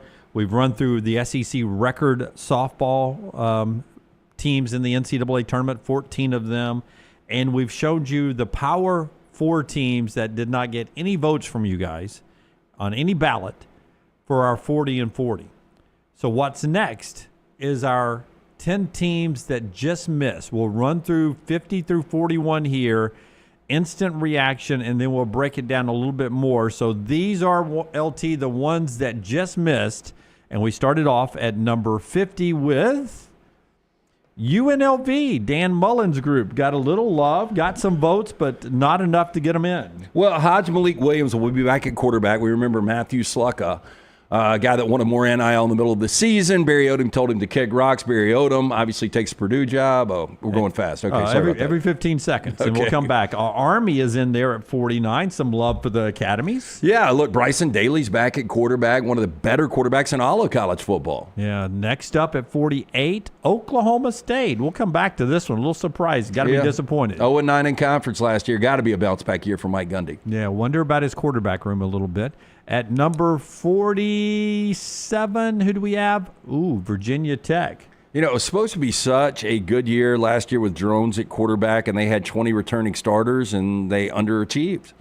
46 is going to show us another team that may surprise some people that they're right here. It's Arkansas at 46. Yeah, Sam Pittman seems to have the footing of winning 6, 7, 8 games a year, and Taylor Green is coming back at quarterback. They could be better than expected. Bobby Petrino there still. Yeah. And with his quarterback back.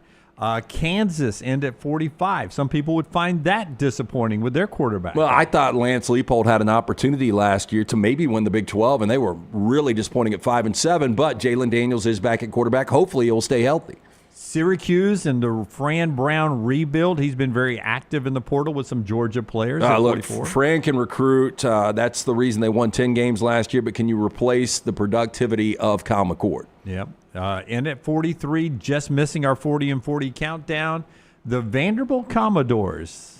Again, very solid play at quarterback from Diego Pavia. A lot of people believe that Pavia is one of the better quarterbacks in the SEC. Coming off 7 wins. Can Vanderbilt somehow replicate that this year? Seems like getting back to a bowl game would be successful seasons. There's Bill Belichick in North Carolina at 41, 42. More buzz and talk about everything that is not football with this program, although they go out and get South Alabama quarterback Gio Lopez. It's going to be fascinating watch this year in North Carolina. And the team that just missed our 40 and 40, Minnesota. You like this coach a lot. PJ Fleck's just a great coach, and he's hard to like. But you got to respect the job he's been able to do in Minneapolis, and the job gets tougher and tougher when you looked at the expansion last year of Oregon, Washington, UCLA, and USC coming into the conference. Okay, so these teams just missed our 40 and 40 countdown. So let's talk about them a little bit. You just mentioned Minnesota. Which one surprises you the most that they're not going to show up in our 40 and 40? And by the way, if you're a Power 4 team and you didn't see your logo on the first graphic or in this graphic, then your team made the 40 and 40. Yeah, I think I only have 2 of these in my 40 teams. Again, just for anybody that's just joining us, I was supposed to do 25. I did the full 40, but I did have 2 of these teams in my top 40. Yeah. So when you look at the... By the way, UNLV is going to be favored in 10 games. I don't know if they win these games. Well, I think that's why they got so many votes. Yeah. Again, Malik Williams was a better quarterback than Sluka.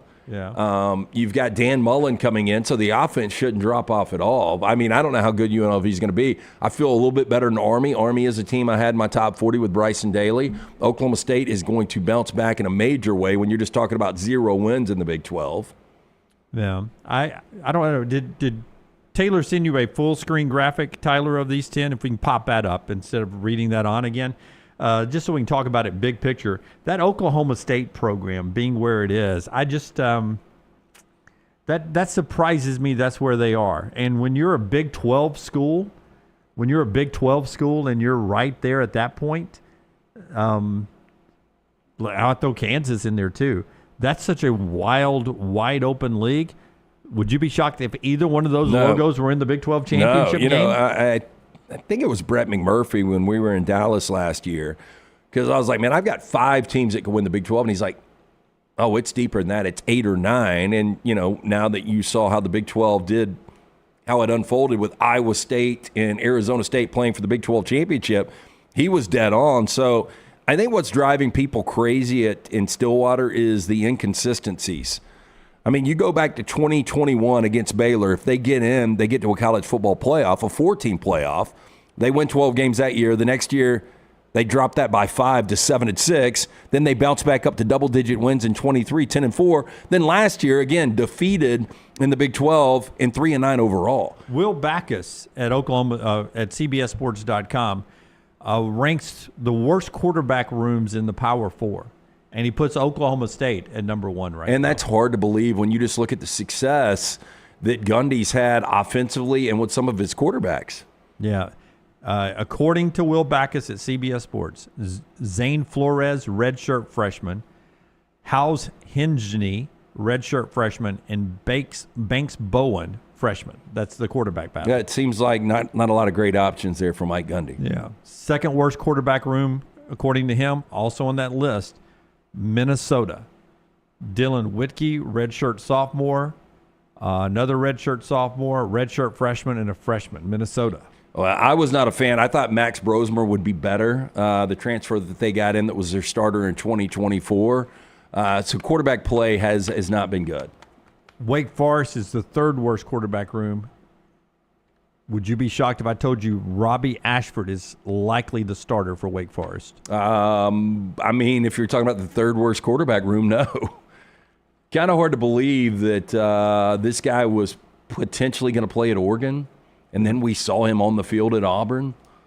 Maryland has the 4th worst quarterback room, according to CBS Sports. Cal 5th, Purdue 6th, UCF 7th. That's usually not Scott Frost's way of doing things.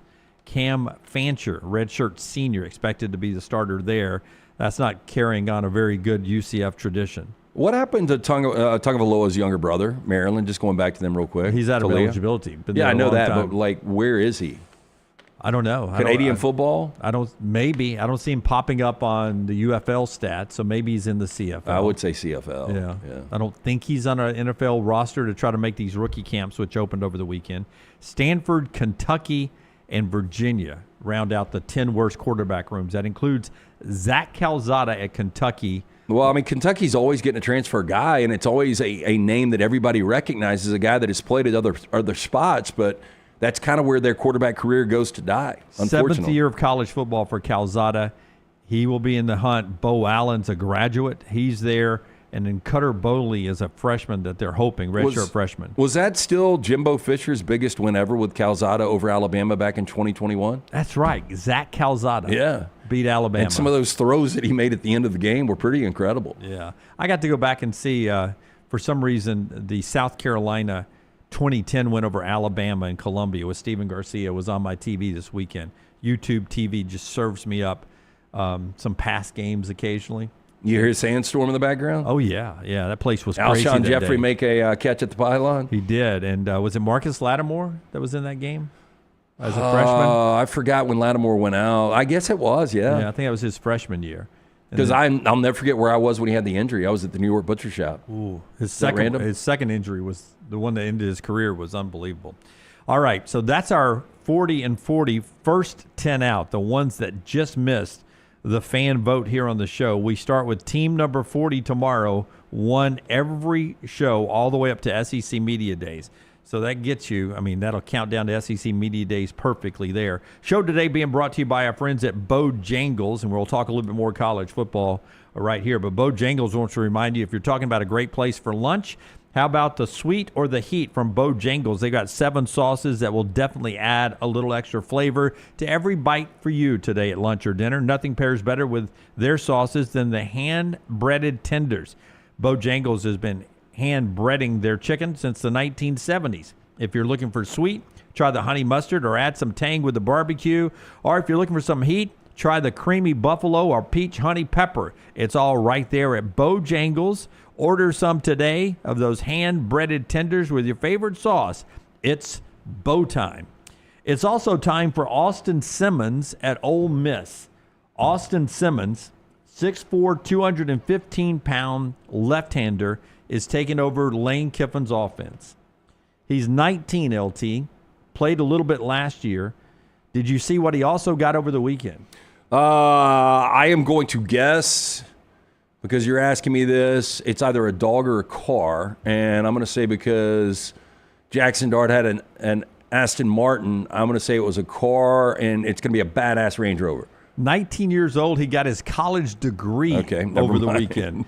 He graduated high school at age 16. Who was the USC quarterback whose dad didn't let his son eat Snickers or drink soda and trained him to be a super athlete? Yeah, that was, oh my God, hold on tight. Was the kid that played for the Raiders too. Oh my gosh, he was so good, especially first start against UCLA. Tom Marinovich. Yeah, Marinovich. His dad was a crazy sports dad, right? Oh yeah. I don't know if it was a 30 and 30 or 30 for 30. I think it was. Yeah, it was really good though. Let me introduce you to David Simmons. Brandon Marcello writes this all at CBSSports.com. It's a fascinating read. David Simmons, Austin's dad. I don't know if he's Marinovich crazy, but he took, as he calls it, babysitting off the table and basically allowed Austin to learn at his own pace, and while he was in middle school, started taking high school courses during his extra time.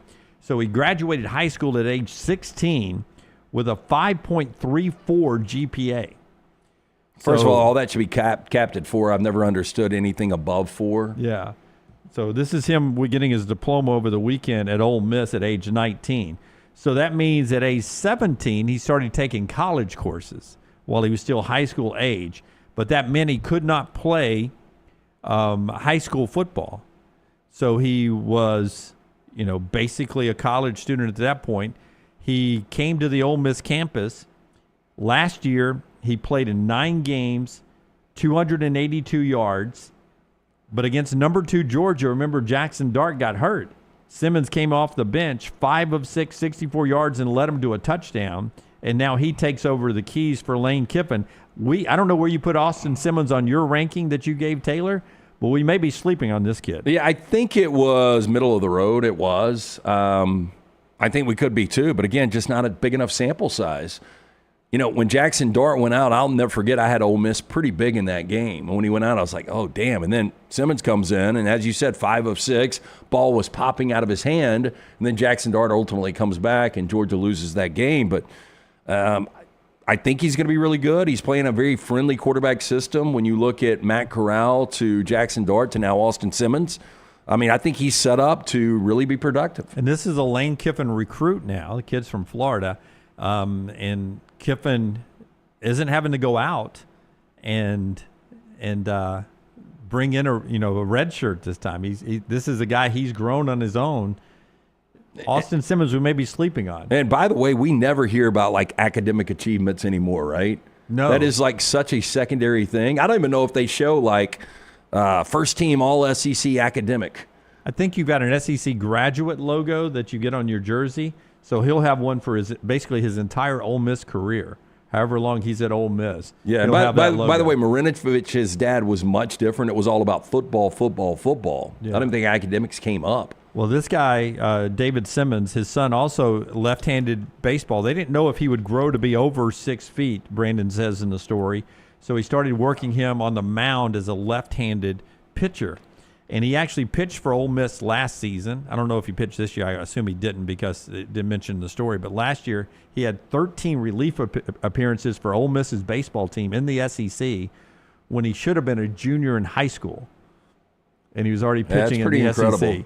And he had 13 appearances out of the bullpen, and I forget if it was 20 strikeouts, 21 strikeouts. Well, that's – for the limited time that he played last year, I think 32 complete attempts, more pressure pack was probably him coming out of the pen. Yeah.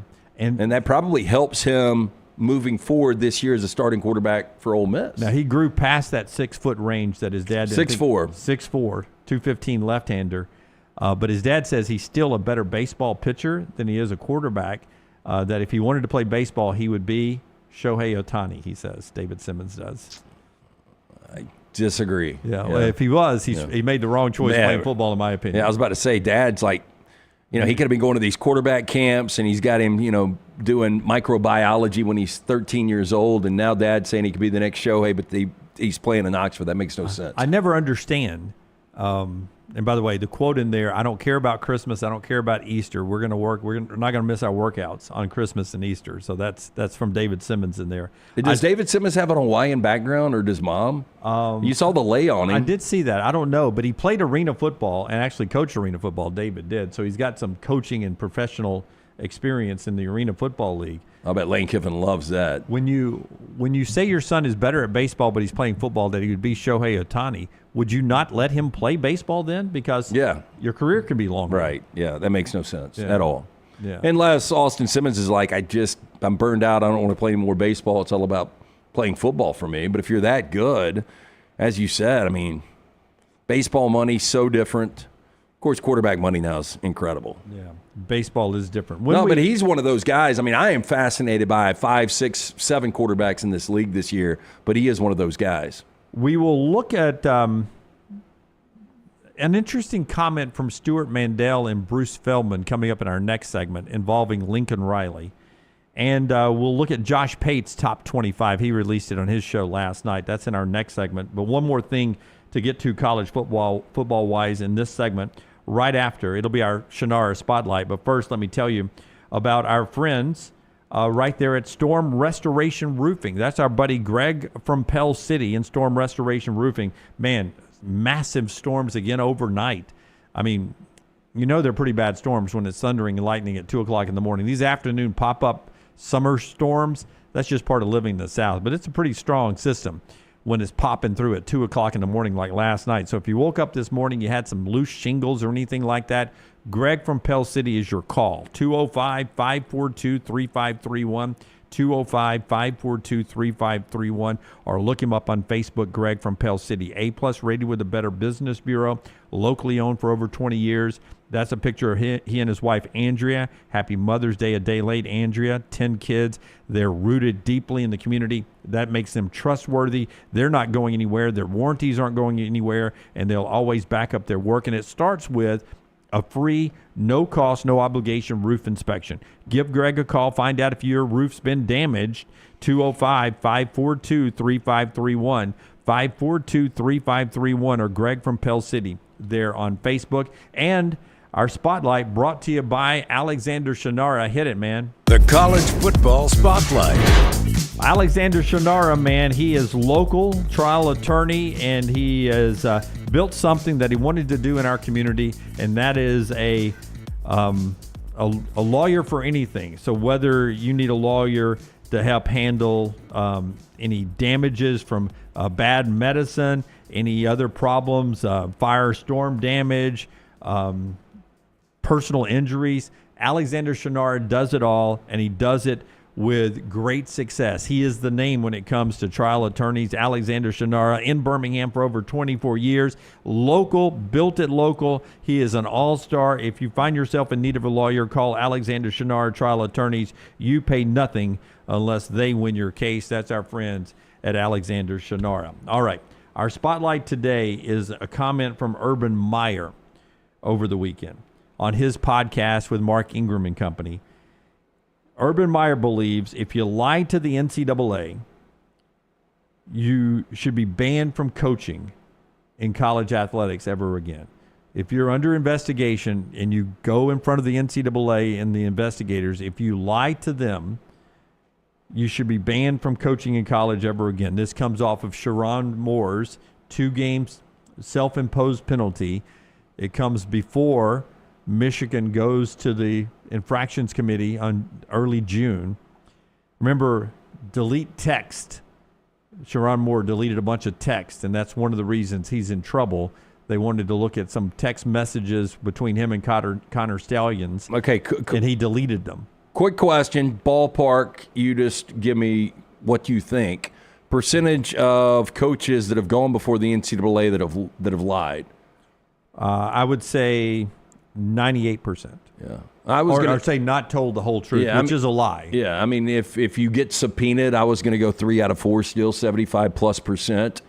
We wouldn't have a lot of coaches. Yeah. Now, Urban goes on to say in his podcast, listen, it can't be enforced. It would be thrown out in court. It would go to litigation and probably wouldn't stand up in court. I bet Urban's never told a lie, right? Well, he says to the NCAA, so it would be one of those. Okay, but to me, the NCAA, like, there's that would be down the list of people that I would feel bad about lying to, right? Because they can't put you in jail. Yeah. Right? There's no taking an oath and then you're held to the penalty of what's it called? Not forgery. Perjury. Perjury. That's it. You can't perjure yourself with the NCAA. Urban thinks you should. And I'm thinking back, did he ever have a problem with the NCAA? I don't think so. I think he had more of a problem with. He inherited a problem at Ohio State. Yeah, he inherited the problem. You know, his first year he was 12-0 when they were coming off, or I guess they were still on probation. That's right. From the Luke Fickell 6-6 year. I think Urban's problems were more about the character of some of the guys that he recruited. That team. And the culture that was fostered there in Gainesville. Yeah, that Florida team with Hernandez on there. You think Hernandez is a good student? Didn't hear a lot about that part either, did you? Probably at the range. Yeah. I just thought that was interesting from Urban Meyer, not in coaching anymore. Will we ever see him back in coaching? I don't think so. I think he's in the Jimbo Fisher category of we'll never see him coach another game again. Yeah, and there is a little taint on Urban Meyer. By the photos and the videos of him in the bar, or by what went on at Jacksonville and what all the professionals said about him? He could have been bouncing 3 off his lap, and I don't think anybody would care. I think it's more about internally what was going on with the Jaguars. Yeah. But I will remind people, the Dolphin players did not love Nick Saban. and he went back to college and was very successful. I mean, do you have any doubt if Urban Meyer went back to coaching that he'd be successful? No. I mean, like, I think Elko's going to be good at Texas A&M.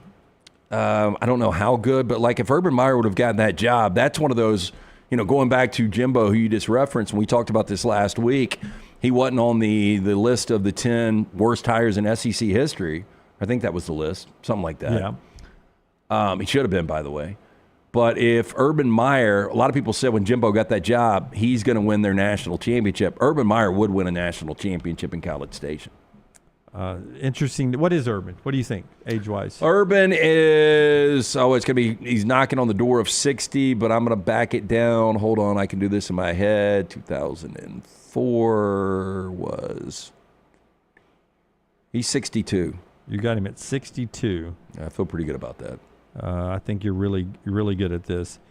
He will be 61 on July the 10th. 61 on July 10th. Born 1964. I mean, look, Toledo, Belichick, more than a decade older, just took over North Carolina. And if you're, somehow literally juggling that circus. Well, I mean, think about Nick Saban from 61 till when he retired at 70. He won a lot of football games. Was incredible. Won a lot of national championships. Yeah. I mean, look, somebody will make a run at Urban Meyer. He does seem comfortable in his Fox role, though. Would the current landscape of NIL help Urban Meyer coming back in? Because he hadn't really had to deal with the height of that. I don't know. I think it would. Because I think he would, like Belichick, excited North Carolina boosters. I mean, if you got Texas Tech that can pay millions of dollars, Urban Meyer going to a place like LT said, Texas A&M, I think that would get people to come off their wallet. I do. I just wonder if Urban Meyer, not dealing with that headache, would want to deal with it. Well, that's just it. I think his job, he doesn't want to take. I mean, he coached Florida and Ohio State at the end. And he was a dick. And, like, in today's college football world with the landscape of the NIL, it's just hard to do that. Interesting comment from Urban Meyer, talking like a guy who would never coach again, because he says if you lied to the NCAA, you shouldn't coach. You should be banned from coaching college sports again. That'd be tough to live up to if you came back and coached in college again. Easy to say that when you're not the coach anymore. When we come back, we'll talk Lincoln Riley and some comments from Stuart Mandel and Bruce Feldman from the Athletic podcast that very interesting, and I'll see if LT agrees with that. The show today being brought to you by our friends at Hempill. We told you earlier they bring you Lance's Lock. They also do a great job of checking up that air conditioning before the summer heat gets here. Yes, they did that for me just a couple of weeks ago. Make sure that HVAC unit is ready to keep up with this changing weather. Going to be in the high 80s by the end of the week here in the Alabama area. Whether you experience plumbing, heating, or cooling issues in your home or business, they are ready to serve you. Hard to stop a train. Right now, $1,000 off those HVAC units, plus 0% financing. Call Adam, Chad, Andrew, the guys there. Tell them the next round sent you, 205-229-2090 or hemphillservices.com. Call the next round now at 205-734-0923. I'm attorney Alexander Shunnarah, Alabama born, Alabama raised, and ready to fight for your rights. I have one of the largest firms in Alabama, and we are here to help you get the compensation you deserve. Call me, Alabama, 323-1000. No representation is made that the quality of legal services being performed is greater than those of other lawyers. Take TNR on the go with a podcast built for your satisfaction. Miss Hour 1, find it in podcast form. Miss Hour 2, stream it now. Miss Hour 3, download it for later. Miss Hour 4, well, just know it's never coming back. Listen to TNR wherever you find podcasts. Stop by the New York Butcher Shop and pick up the finest in certified Angus prime beef steaks and burgers, premium pork chops, ribs, and all-natural chicken cut to order just for you. Their chef-prepared entrees and side dishes are the perfect dinner-to-go choice for your family and are ready to heat at home. With a great selection of fine wines and desserts, the New York Butcher Shop is your one-stop dinner shop. 2 locations to serve you, Cahaba Heights and on Highway 119 in Greystone. The New York Butcher Shop, rare quality, well-done service. Follow Next Round Live on Twitter, Instagram, Facebook, and YouTube. The social media team at Next Round Live is dedicated to giving you daily news conferences and practice video from UAB, Alabama, Auburn, and around college football. Follow and compare to the sites you used to visit. You'll also get the latest highlights and news from the Next Round Daily Show. Turn on the notifications so you don't miss a thing. Next Round Live on Twitter, Instagram, Facebook, and YouTube. See more at nextroundlive.com. Storm season is here. Make sure you have a plan of action in place right now. Greg from Pell City and Storm Restoration Roofing should be your first call when storms hit. Insurance companies love working with Storm Restoration Roofing because of Greg Nelson's name and reputation in the industry. When storms hit, call Greg Nelson. He's local, 205-542-3531. He's the home of the free no-cost roof inspection. Greg from Pell City on Facebook, 205-542-3531. It's Storm Restoration Roofing. Hey, there's nothing worse than waking up to a plumbing problem. Don't get caught in a flooded house. Call the guys at Hemp Hill Services. Adam, Chad, and the team at Hemp Hill are the only ones I trust to fix it and fix it right the first time. Hemp Hill Services does it right and always at a fair price. For all of your plumbing, cooling, and heating needs, trust the name that Birmingham has trusted since 1954. That is Hemp Hill Services. Call now, 205-229-2090. That's 205-229-2090. Start your day online with our website, nextroundlive.com, for the latest videos, podcasts, and college football stories. It's also a great way to stream the show or shop in the Next Round store. Stay connected by visiting nextroundlive.com. It's bow time. Tired of choosing between sweet and savory? Why not have both? Introducing Bojangles' new chicken and bowberry waffles. The bold Cajun chicken filet you love, now drizzled with a bowberry honey glaze and sandwiched between two warm waffles. Which means your favorite meal of the day just met your new favorite dish. And lucky for you, it's served all day. But it's only here for a limited time, so try chicken and bowberry waffles at Bojangles today. It's bow time. It's time to pull the trigger on the Next Round merch that you've been eyeing. We know there's a lot to choose from at nextround.store, so here's a few of our favorite picks. If you want to match LT and Brown, go with the TNR logo hoodie and throw in one of Dunaway's favorite hats. Any of them will do. The Backroom's go-to is the classic logo t-shirt, while my personal favorite is the light blue TNR crew neck. All of these items can be found at nextround.store and are EG approved. Rest assured, your order will be packed with lots of love from us here at the Next Round. Head over to nextround.store to start filling up your cart. I'm attorney Alexander Shunnarah, Alabama born, Alabama raised, and ready to fight for your rights. I have one of the largest firms in Alabama, and we are here to help you get the compensation you deserve. Call me, Alabama, 323-1000. Your representation is made that the quality of legal services being performed is greater than those of other lawyers.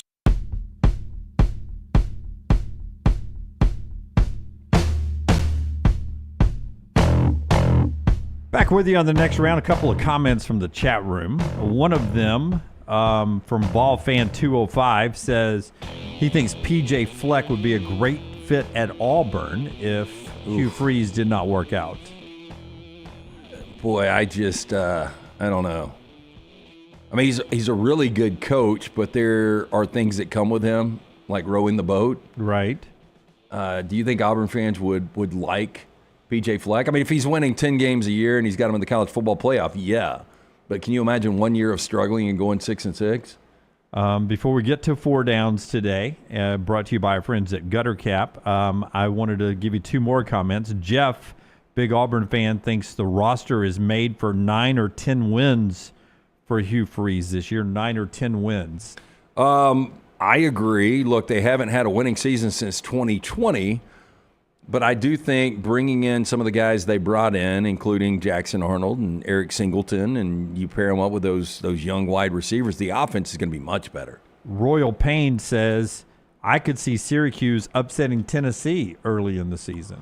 Boy, that would be a bad loss, and one I'm sure the Imalayevas would laugh out loud about. But I don't know, man. That would be an incredible win for Fran Brown. Huge win. Now, he's got some Georgia recruits that are now part of his roster there, and he's got the quarterback from the backup quarterback last year for Notre Dame. Yeah, Steve Angeli. Yeah. But can you imagine, like Heupel, Tennessee fans were so excited about we're back to relevance. We're hosting a college football playoff game, and they got completely just scorched. Well, I guess they weren't hosting. Yeah, they were at Ohio State. But so the lasting look, though, for Tennessee after the 10-win season was getting run off the field against Ohio State. And then if they were to lose their opener to Syracuse? Ooh, that'd be a tough one. That's Royal Payne in the chat room. We appreciate all the comments. We see them there all the time and keep those coming throughout the day. Gutter Cap LT, if your gutters are clogged, you've noticed it over the last 2 weeks. We've had a lot of rain. Tell us how we can clean those gutters out and cap them one last time. Yeah, I don't know if we're getting, like, records when it comes to downfall right now in the area over the last couple of weeks, but it has been crazy. And one thing you need to do is make sure your gutters are clean and free-flowing. The only way to do that is the amazing gutter cap system. It's a patented aluminum cover system. It will fit over most existing gutters. It will keep all the debris out, only rainwater coming through. Right now, you can get that free estimate. They've got an incredible deal. Call Chris Stewart, 205-823-2212. It's a dirty, dangerous job. You don't want to get on the roof. You slip, you fall, you snap the neck and die. No good to the wife or kids. Cap it, don't snap it. 205-823-2212. Tell them the next round sent you. For more information, guttercapbirmingham.com. All right, we've got 4 downs every day on the show. LT has that now, starting with First Down.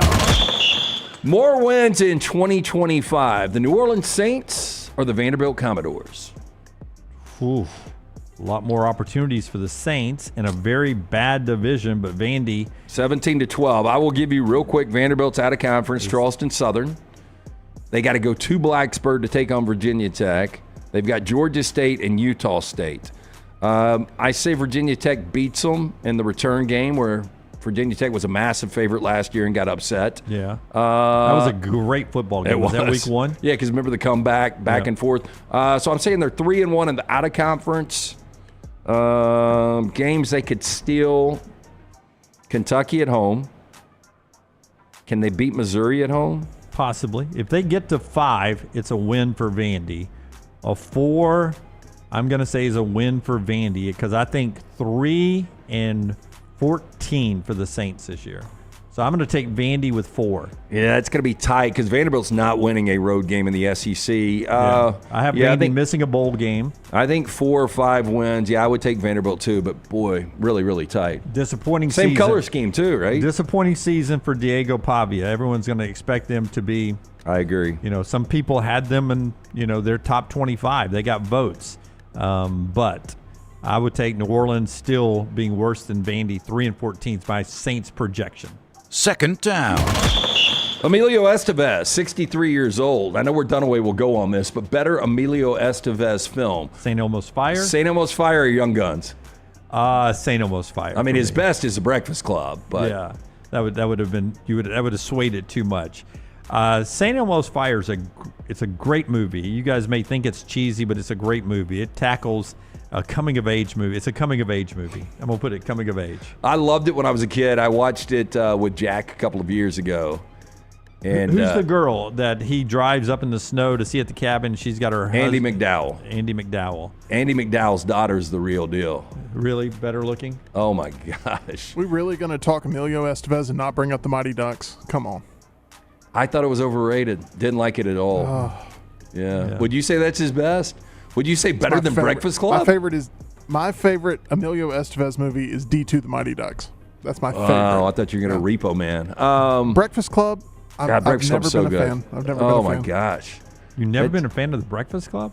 Tim has this hot take on The Meltdown where he says it is one of the most overrated movies of all time. I think the dialogue is so freaking good. I think it's the best 80s movie. I mean, there's a really close second with Back to the Future, and Ferris Bueller is in there. But I think The Breakfast Club is one of those I can watch all the time, anytime. I love it. Young Maggie, my wife, she's a big Breakfast Club fan as well. I think if you grew up in the era, it was one of those movies that was just super near and dear to your heart, but I think you had to be there to really Goonies really clears all of them. Goonies much better than the Mighty Ducks. By the way, you had to be there. New release from Megan Maroney and Kenny Chesney. Not a bad song. Talking about their year on tour together. I'm high on Megan Maroney. Yep. George Carlin would have been 88 years old. Better career, George Carlin or George Foreman? George Carlin, I usually go sports here, but George Carlin, because he was sort of the transition to in my opinion, the modern day, like Carlin came before Richard Pryor, right? Yes. Carlin had close. They were contemporaries. They were, but Carlin, I think, had some success on television and his albums and such that led to Richard Pryor, who I think is the greatest comedian of all time. Richard Pryor, to do what I think. Because George Carlin walked, Richard Pryor was able to run. So and this is weird, but I'm going to say the difference, and I'm taking Foreman. Not because of the heavyweight championship of the world, which was a big, big, big deal back then, but the George Foreman grill. And the money that probably has brought him in. But didn't he just put his name to it, right? Yeah. He just said yes. Well, he didn't develop the grill. That's right. His representatives just said yes. Well, Hulk Hogan turned it down. Well, I thought it was Mr. T, but it was Hulk Hogan that turned it down? Hogan, and Hogan, because I heard the interview on Stern, he said it was the worst career decision he ever made was turning that down. I mean, I don't know if you can find it, Melton, or maybe Jeeves knows this on the fly, what kind of money that brought in George Foreman, just having points and having a little equity in that business. Oh, I bet it's an enormous amount of money. I think Carlin's considered like Mount Rushmore of comedy, and I don't think Foreman would be Mount Rushmore of boxing. I mean, for grills, though, throw your green egg on there, the Blackstone. I mean, the Foreman's going to be there, right? I don't know. The Foreman, you think Breakfast Club was overrated. To me, the Foreman grill was way overrated. You ever use one? I used it one time. It's one of those you buy and then you put it under the sink or wherever you keep your appliances you don't use, and then 7 or 8 years later you decide to throw it out. Yeah, so stupid. 4th down. Okay, this could get controversial, but Tony Hawk is 57 years old today. Yeah, the skateboarder? Yep. Okay. Tony Hawk or Larry Bird? I know why it could be controversial, because Larry Bird did not invent things. Tony Hawk carried a whole TV show one time on him trying to do a 720, I think it was, 4 spins in the air in the pipe. Look at me talking like I know what I'm talking about. 720 would be 2 full spins. Yeah, 360, 720. Okay, so 2 full spins. So he was trying to do a 720, and it was live on television. It wasn't. Could you do a 720 off a bridge? No. You got to have some core strength to spin your body around while you're falling, or for him while he's ascending and then falling. I understand the question, but it seems laughable. With Larry Bird, if he would have stayed healthy, and some people still have him top 10, but 1,000% was a top 10 player. If he would have stayed healthy without the back issues. Wardrobe line, skateboarding video games. I'm still going to go Larry Bird, but I understand why it's a close discussion and could be controversial. I'm not going to laugh at you if you say Tony Hawk. See, Melton's kind of the in-betweener here, so I don't know where you would go. I guarantee you Jeeves back there would take Tony Hawk. 100%. He was the face of the sport and carried the entire thing by himself. That's whereas Larry Bird had a lot of other people in his sport to keep it popular. Yeah, but Larry and Magic Johnson, before Michael Jordan, you remember this, they really brought the NBA to the mainstream. And sports fans, I don't know how many, back then, I would say more than half were huge NBA fans.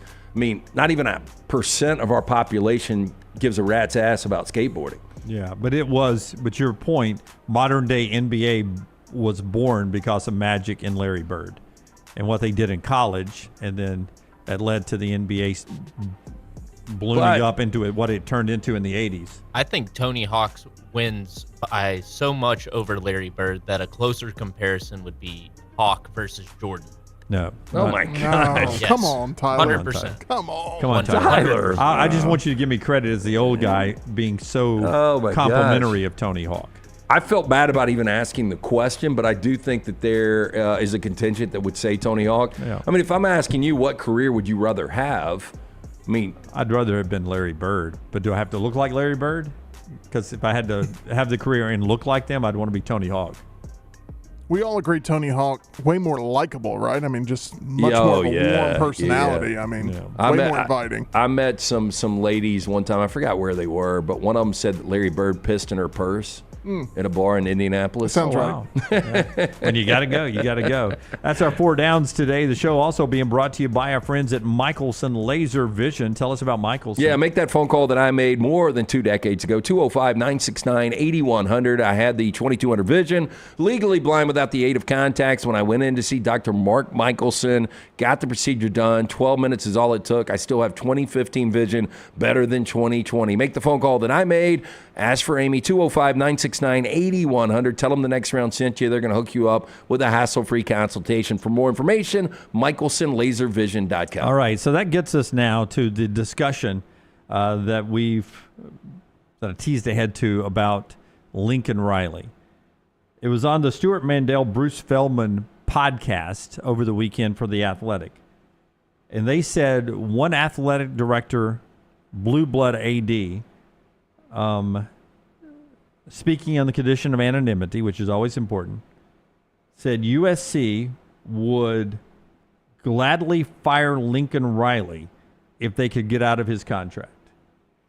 They would gladly fire Lincoln Riley if they could get out of his contract. Okay, I'm just wondering if there's anything behind the scenes with him getting a little sideways with administration, with some of the boosters.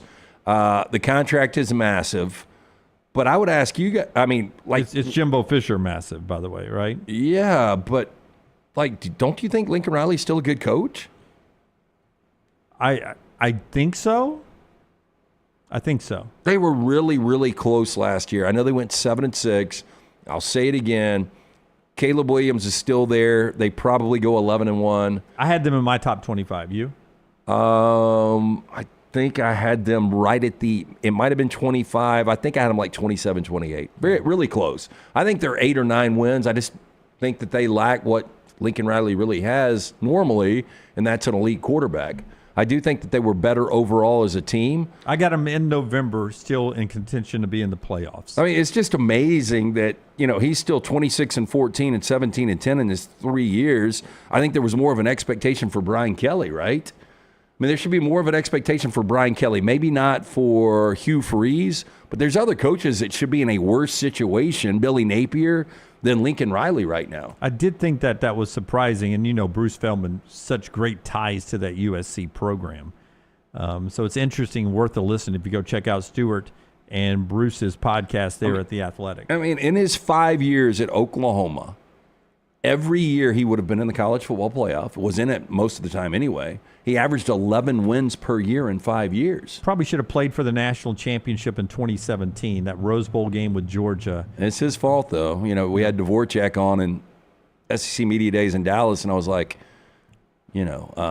why squib it before the half? And he was like, It's your guy. It's your USC guy now. Don't ask me. Well, it was your Oklahoma guy when he squibbed it. Yep. But I really think if Blankenship doesn't hit that kick before halftime, Oklahoma wins that game. And that was one of the best college football games I've ever seen. Never gets talked about. Never. And it was incredible. Overtime game wasn't the first year of the playoffs. It was 2017. It was 2017 because then we sat there on the edge of our seats. And I remember it was one of the windiest.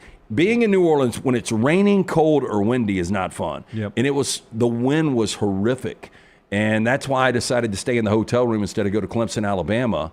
But I was like, man, we're coming off this incredible game. How good's Alabama-Clemson going to be? And it was one of the worst college football playoff games we've ever seen. Side note, how many playoff trips have we been on? I know 2 of them now that you did not actually go to the game. We were on the trip. You did not. I mean, let's go to through the Orange Bowl. You didn't go to the Orange Bowl, Alabama, Oklahoma. I didn't. And you didn't go Alabama, Clemson. I think those are the only 2 you did not go to the game. So we start in 2009. I went to Alabama, Texas. You did. Me and Brown got snowed in for Auburn and Oregon.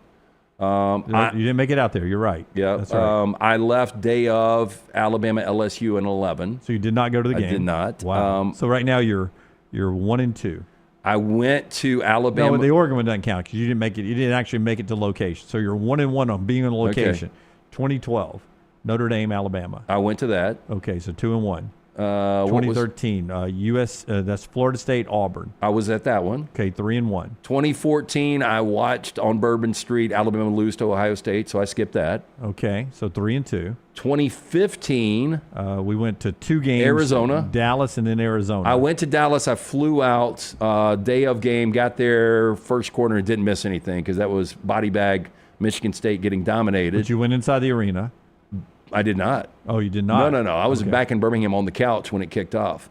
I flew out of Dallas that day. Okay, but so 3-3. But I went to Arizona for the national championship. I went to that game. Alabama beat Clemson. Stayed the entire game, by the way. It was one of the best games, college football games ever. 4-3. So. 16, I got snowed in. I got 3 flights canceled, and so I didn't make it out for Clemson, Tampa. Remember, you guys drove to Montgomery the night before. We drove to Montgomery to get out ahead of it, and then drove down to Tampa. Yeah, didn't make that. So you didn't go at all.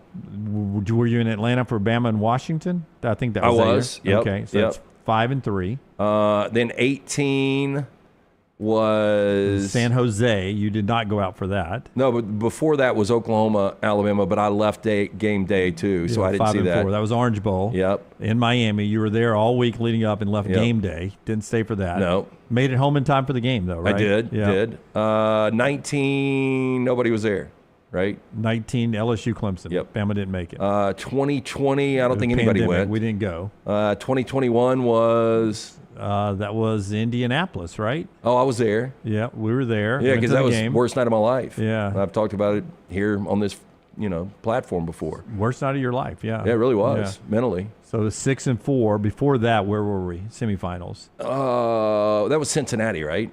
Cincinnati. Yeah, and I didn't Dallas. go. Okay, Yeah, no, we were there for that. So 6-4. 2022 was. Was that Rose Bowl, Alabama, Michigan? No, that was 23. 2022. Oh, Alabama wasn't in it. Alabama didn't make it. Yep. 2023 Rose Bowl, went to the game. I left at halftime. Yeah. So 7-5. Yeah. And that's it, right? That's it, yeah. That's not bad. But 50% of the games you're on the road, you're actually like the national media at the NCAA basketball tournament. They go to the Final Four. They're home to watch the national championship. But here's what people got to realize: we only get so many credentials, and I let you and Brown have those credentials. And so for you to go, you got to. I got to buy tickets. We got to buy tickets. Yeah, and I would rather. I don't want to be in the press box, so I would rather be down. But if I'm just not feeling it, I'd rather go cover the games with you guys and then go watch somewhere. Connor O'Gara coming up at the top of the hour to talk about some great content he's got at Saturday Down South. One more thing to get to in this segment is Josh Pate's top 25. Tyler, if you can show that to us here. Pate released this last night. His post-spring 2025 rankings. Pate was on with us last week. You can go back and watch that interview wherever you get the next round, or on Spotify, Apple, iHeart, and Google Podcasts, audio-wise. And don't forget to set your automatic downloads there. He's got Clemson 1, Texas, Penn State, Alabama in the top 4, LSU, Notre Dame, Oregon, Ohio State, Florida, Oklahoma rounding out the top 10. Georgia at 11. More on that in a second. Miami, Arizona State. LT and I got the gear on today. Texas A&M, Illinois. Ole Miss, Georgia Tech at 17. More on that in a second. South Carolina, 18. Michigan and Texas Tech. He does a top 20 there. And that's from Josh Pate there. First off, Georgia Tech at 17. You think really they can back up what they did last year, Georgia Tech? They're getting a little bit better. I had them at 35 in my top 40, so I think they're 7 or 8 wins again. I think they're going to be good. Look, if Haynes King plays like he did against Georgia, and we know the potential that kid's got, then they could be a lot better than advertised. I think that's a little ambitious for him to have them that high, though. A&M at 14. Not a lot of people in the SEC talking about Texas A&M this year. I just don't know what you're going to get with Marcel Reed. I think Le'Veon Moss is going to be really good running the football. Elko's defenses are always airtight. I had them down at 36 just because I'm thinking 7 wins. Georgia at 11. That's pretty low.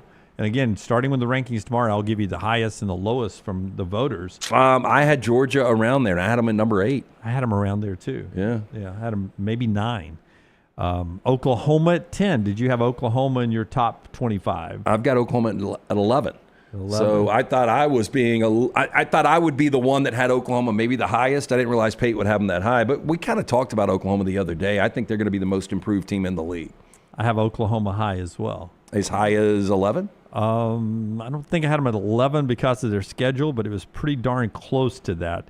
One more time on the list, Tyler, before we move on. I would say... Yeah, I've got 5 SEC teams making the college football playoff this year. Florida at 9 also was the other one I wanted to point out. That seems a little high. I had Florida at 21. I think Florida's going to be really good. Again, the schedule's brutal. I had them... So, I think 8-4, playing their asses off, really good team, but that just cracks top 25 in the SEC. I had Florida in my top 25 and Oklahoma, not as high as you guys. We'll show you our top 25s as we go through the process tomorrow. Our 40 and 40 starts tomorrow. Connor O'Gara shows up and talks college football with us in our next segment. We are out at the Regions Tradition on Wednesday. The tournament goes on Wednesday through Sunday. You can get your tickets right now by going to regionstradition.com. regionstradition.com. The Legends of Golf returning to Birmingham. It's time for the Regions Tradition presented by Coca-Cola. It's at Greystone, May 14th through the 18th. See some of the golf's greatest names ever. Ernie Els is out there. John Daly will be there. Stuart Sink will be there. And it's for one of the golf's most prestigious titles. 4 days of thrilling shots, unforgettable moments in that Pro-Am on Wednesday. Regions Tradition, presented by Coca-Cola. Get your tickets now, regionstradition.com. Everything Next Round is on demand now in the podcast section at nextroundlive.com. I'm attorney Alexander Shunnarah, Alabama born, Alabama raised, and ready to fight for your rights. I have one of the largest firms in Alabama, and we are here to help you get the compensation you deserve. Call me, Alabama, 323-1000. Your representation states that the quality of legal services being performed is greater than those of other lawyers. You could win a Cadillac CT5 or your share of $25,000 in free play and cash at Birmingham Racecourse Casino. The more you visit, the more chances you have to win. Play the latest, most exciting games around with fun bonuses and big jackpots. You can be a winner too. Come win your share during the Cadillac CT5 and $25,000 giveaway at Birmingham Racecourse Casino. Drawings April 5th and 6th. Located off I-459, exit 31, Derby Parkway. Must be 21 or older, must be present to win. Stop by the New York Butcher Shop and pick up the finest in certified Angus prime beef steaks and burgers, premium pork chops, ribs, and all-natural chicken cut to order just for you. Their chef-prepared entrees and side dishes are the perfect dinner-to-go choice for your family and are ready to heat at home. With a great selection of fine wines and desserts, the New York Butcher Shop is your one-stop dinner shop. 2 locations to serve you, Cahaba Heights and on Highway 119 in Greystone. The New York Butcher Shop. Rare quality, well-done service. Hey friends, if you're looking to expand your business and inform the Next Round audience about your exciting brand, contact us at sales@nextroundlive.com to be part of the team and advertise your product to hundreds of thousands of potential consumers on our ever-expanding platform. Let the Next Round help take your business to the next level. Get more information by emailing us at sales@nextroundlive.com, and one of our team members will work with you to build a plan to take your business to the next level with the Next Round. Hey, let me tell you about our friends at Urology Centers of Alabama. Compassionate and comprehensive urological care with 35 physicians, 17 locations across Alabama. Their patient-centered approach to all of your urological needs. Remember, they've got that new men's health center. It is beautiful, helping men with a wide range of sensitive male issues in a comfortable environment. You can always go online, visit urologycentersalabama.com, schedule an appointment with one of their many urologists today. Since you listened to my last message so well and got rid of those cargo shorts and stained t-shirts, it's time to replace them with Rhoback. Go to Rhoback.com and click on the Refresh collection to find all that you need for an EG-approved wardrobe. It includes pieces that will have you ready to hit the golf course after a busy day of meetings, or comfy favorites for travel and working from home. Get 20% off using code TNR20. See, I'm saving you some money.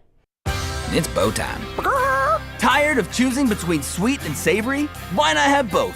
Introducing Bojangles' new chicken and bowberry waffles. The bold Cajun chicken filet you love, now drizzled with a bowberry honey glaze and sandwiched between 2 warm waffles. Which means your favorite meal of the day just met your new favorite dish. And lucky for you, it's served all day. But it's only here for a limited time, so try chicken and bowberry waffles at Bojangles today. It's bow time. Hey, you. Days warming up. Looking like spring. And at New Balance Birmingham, we've got the thing. What pops and what's fresh? Check the selects. Come together at New Balance Birmingham on Highway 280, right next to Chick-fil-A. New Balance Birmingham, we got now. I'm attorney Alexander Shunnarah, Alabama born, Alabama raised, and ready to fight for your rights. I have one of the largest firms in Alabama, and we are here to help you get the compensation you deserve. Call me, Alabama, 323-1000. Your representation states that the quality of legal services being performed is greater than those of Jim Dunaway, Lance Taylor, Ryan Brown. Live from the Birmingham Racecourse Casino Studios, the next round, presented by Bud Light, is on now. All right, Sanner Sports in the chat room says if Lincoln Riley had stayed at Oklahoma, he would not be having all these problems. You agree or disagree? You know, I thought it was funny that everybody said the reason he left Oklahoma is because he didn't want to be in the SEC. And, you know, you asked the question last week, has the Big Ten taken over the SEC as far as dominance? And they've won back-to-back national championships. So I found it kind of laughable that you're going to go to USC to escape the limelight. I do think Oklahoma would be in a better spot. But again, I don't think it's been the disaster that a lot of people think it has been in LA right now with Lincoln Riley. Let's go to the Shunnarah Trial Attorneys Hotline. If you're in need of a lawyer, call Alexander Shunnarah Trial Attorneys. You pay nothing unless they win your case. Alexander Shunnarah, Shunnarah.com there. That's where we find Connor O'Gara of Saturday Down South. And he's filling up your off season, 103 days to week 0. Connor, welcome to the show, man. And you're doing a lot of lists. But let me ask you first. I saw Bruce Feldman and Stuart Mandel at The Athletic in their podcast say that an anonymous AD, Blue Blood AD, said if they could get out of Lincoln Riley's contract, they'd gladly fire him. If you were grading Lincoln Riley at USC now, classic A to F, what grade do you give Lincoln Riley with the SoCal Trojans? A D. A D? It's the worst contract in America. And I did a ranking of this about a month ago, and I had it at 1. I had Mike Norvell at 2. Go listen to Saturday Down South podcast for the rest of it. But it's a contract that they can now get out of with cause. They can fire him with cause and not have to pay that buyout. Now, I don't know what that lawsuit would look like because that would be inevitable with tens of billions of dollars on the line. But Matt Hayes wrote about this for USA Today, and it's a great point. This is an issue that came to the forefront during last season. He violated the NCAA rule against analysts, and he had improper use of analysts before that basically got wiped off the table. He was doing that early on in his time at USC, and he got popped for that. And so that's considered a violation of NCAA rules, and you can fire him with cause. Now, do I think that USC wants to instantly go back on a 9-figure investment into Lincoln Riley? No, I don't. But it's a very unique set of circumstances. I don't know how much resistance they would get if they tried to do that, say like 2 or 3 years from now. But it's worth filing away as we have these conversations about Lincoln Riley's job security moving forward. I just think it's interesting, Connor, that people forget how good of a coach he was at Oklahoma. I know it was more offense, and until you get your defense ready, you're never going to win a championship. But he averaged 11 wins a year in those 5 years. He would have been to a college football playoff in every one of those years if you had the 12-team playoff. Year 1 at SC, kind of smoke and mirrors, winning 11 games with Caleb Williams. In the last couple of years, 8 and 7 wins. But I still don't know how you do a list of top 15 or 20 coaches in college football, and Lincoln Riley's not on that list. LT, look at the side-by-side of Lincoln Riley and Jimbo Fisher. Because talk to Oklahoma fans, talk to Florida State fans. They will say Lincoln Riley inherited a great situation in Oklahoma. Now, he took them to places that they couldn't necessarily get to during the late days of the Bob Stoops era. But there is a consensus feeling that he did not build that program, and there was only so far that he could go. And I think you could make the case Jimbo Fisher at Florida State, similar vibe. Bobby Bowden, we can all safely say he built that program there, and he inherited a really good situation, a situation that needed a shot of life, and he provided that. It's an entirely different set of circumstances when we're talking about the task he signed up for at USC.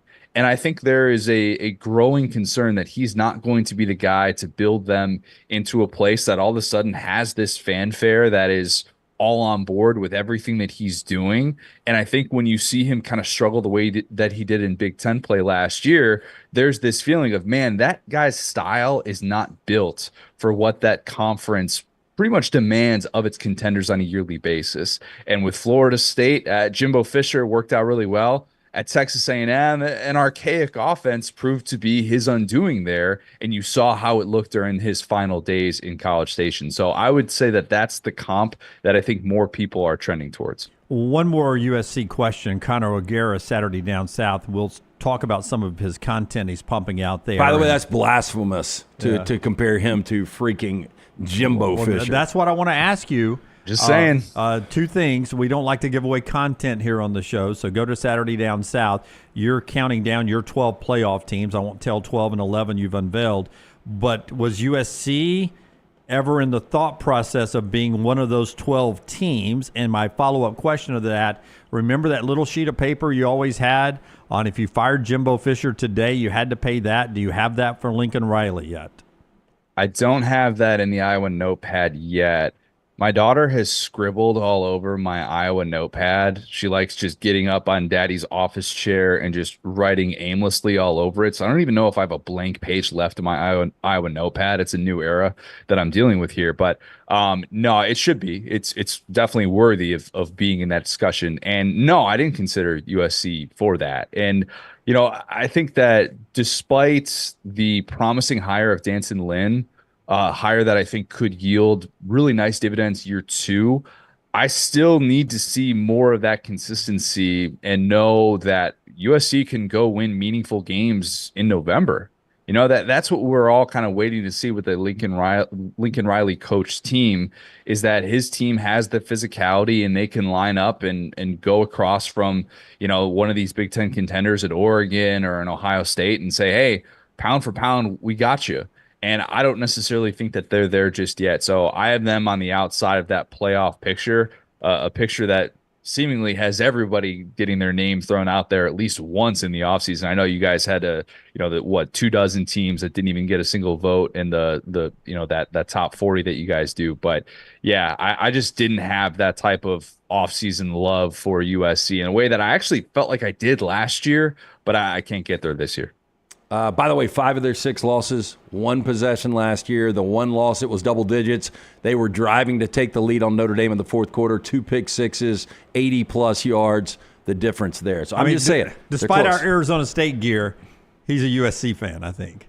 I'm just saying. Are we giving coaches credit for close losses now?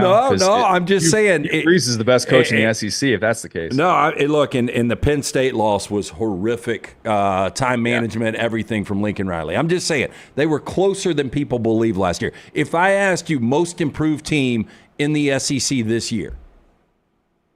LSU? Ooh. I think LSU has a really good case for it. Just because, and I wouldn't have said that probably first or second week of December. But then once the Garrett Nussmeier return announcement happened, it felt like they went all in on the portal. They have addressed so many different roster needs in the transfer portal.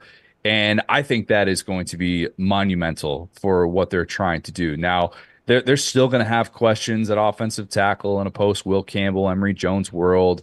Are they ever going to get the right fit for Harold Perkins playing that star position? He and Whit Weeks both coming off of injuries that it's going to sideline them throughout the offseason. What's it going to look like on defense year 2, Blake Baker? But man, they have addressed so many of their roster needs, including at wide receiver, where they add someone in Nick Anderson, who's a big play waiting to happen, Barryon Brown, who is just a stick of dynamite coming over from Kentucky. And then, oh, by the way, Aaron Anderson is maybe the best receiver that people aren't talking about, the former Alabama transfer, the things that he did out of the slot last year, really, really impressive. So I'm buying LSU stock. I have them as my number 1 seed in the college football playoff this upcoming season.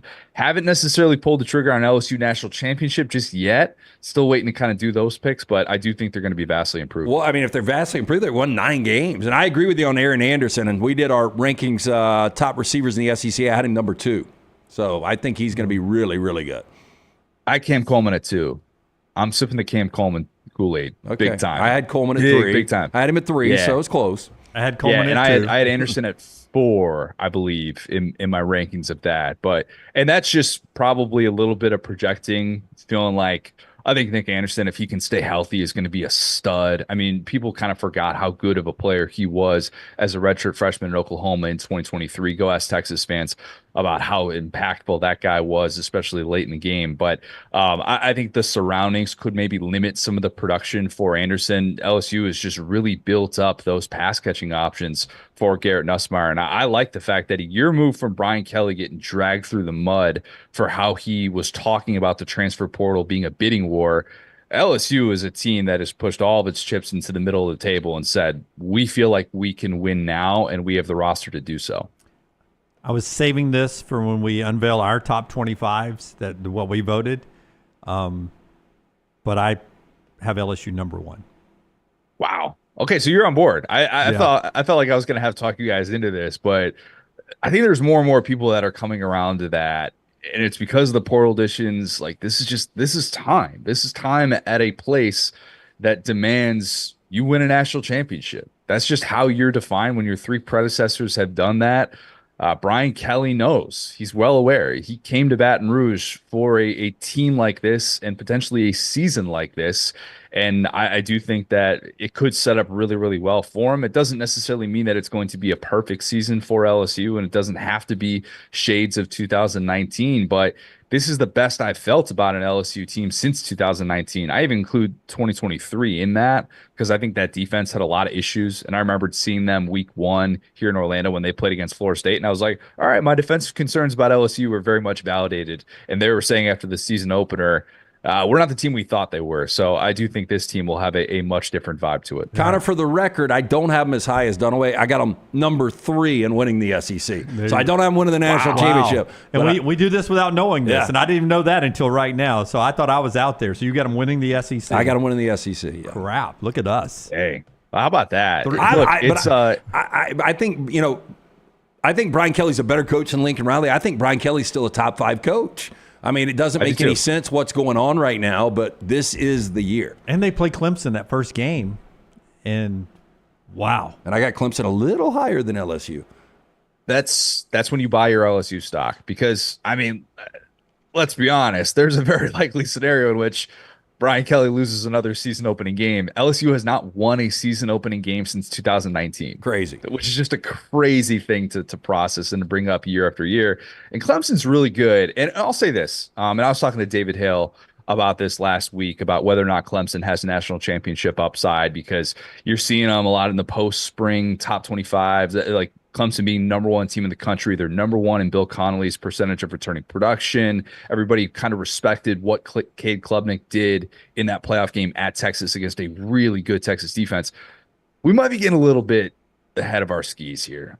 A little bit ahead of our skis with Clemson. And I love what Dabo has done with his coaching staff, the Tom Allen addition. They finally have a receiver room that's worth acknowledging. They got 3 transfers at Clemson, of all places. But we might be getting a little bit ahead of ourselves for a team that went 4-3 down the stretch, went 0-3 against SEC teams last year, and does have a lot of questions to answer on the defensive side of the ball. Maybe not quite as much proven talent that Tom Allen has to work with as he did at Penn State. I got LSU beating them in that first game, and I think we're discussing whether or not Dabo falls running down the hill or not as a off-the-board prop bet, if you want to go Fingers with that. Crossed. Fingers crossed. Does that exist? Does that prop exist? Because that would be We're trying to get it going. We're trying to get it going. At some point, it's got to happen. At some point, you just lose your legs. You lose your balance as you age, and that's a steep run.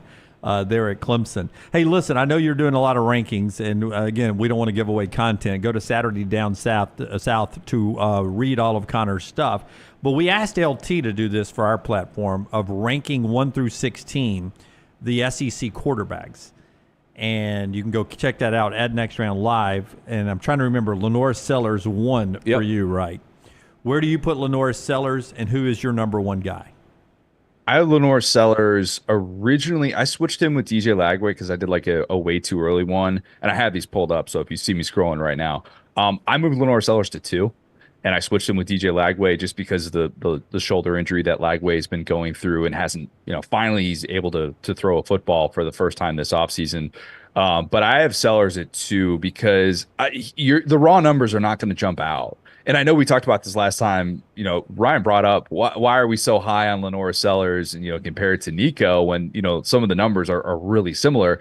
But you have to watch him play, and you have to watch how unbelievable his footwork developed over the course of last season to be able to break tackles, to be able to extend plays, and to do so with a receiver room that might have been the worst in the SEC. That guy improved so much once he could actually stay on the field and be healthy for an entire game, which he was in the latter half of the year. Go ask that Alabama defense how difficult it was to put Lenora Sellers away. And there's an expectation that coming back this year 2 as a starter, that even with a new offensive coordinator in Mike Shula, there's a lot to like with Lenora Sellers, even at the next level. And I do think that he gives you an ability to win any given game. Now, what's it going to look like with his maturation with Mike Shula in this offense? I don't know. And that gives me a little bit of pause, especially with a difficult schedule. But if he finishes as South Carolina's first ever All-SEC quarterback, that's right, they've never had an All-SEC quarterback at season's end, it will not surprise me at all. So you said LSU. I go Oklahoma, most improved team in the SEC. I don't know where you are on Oklahoma,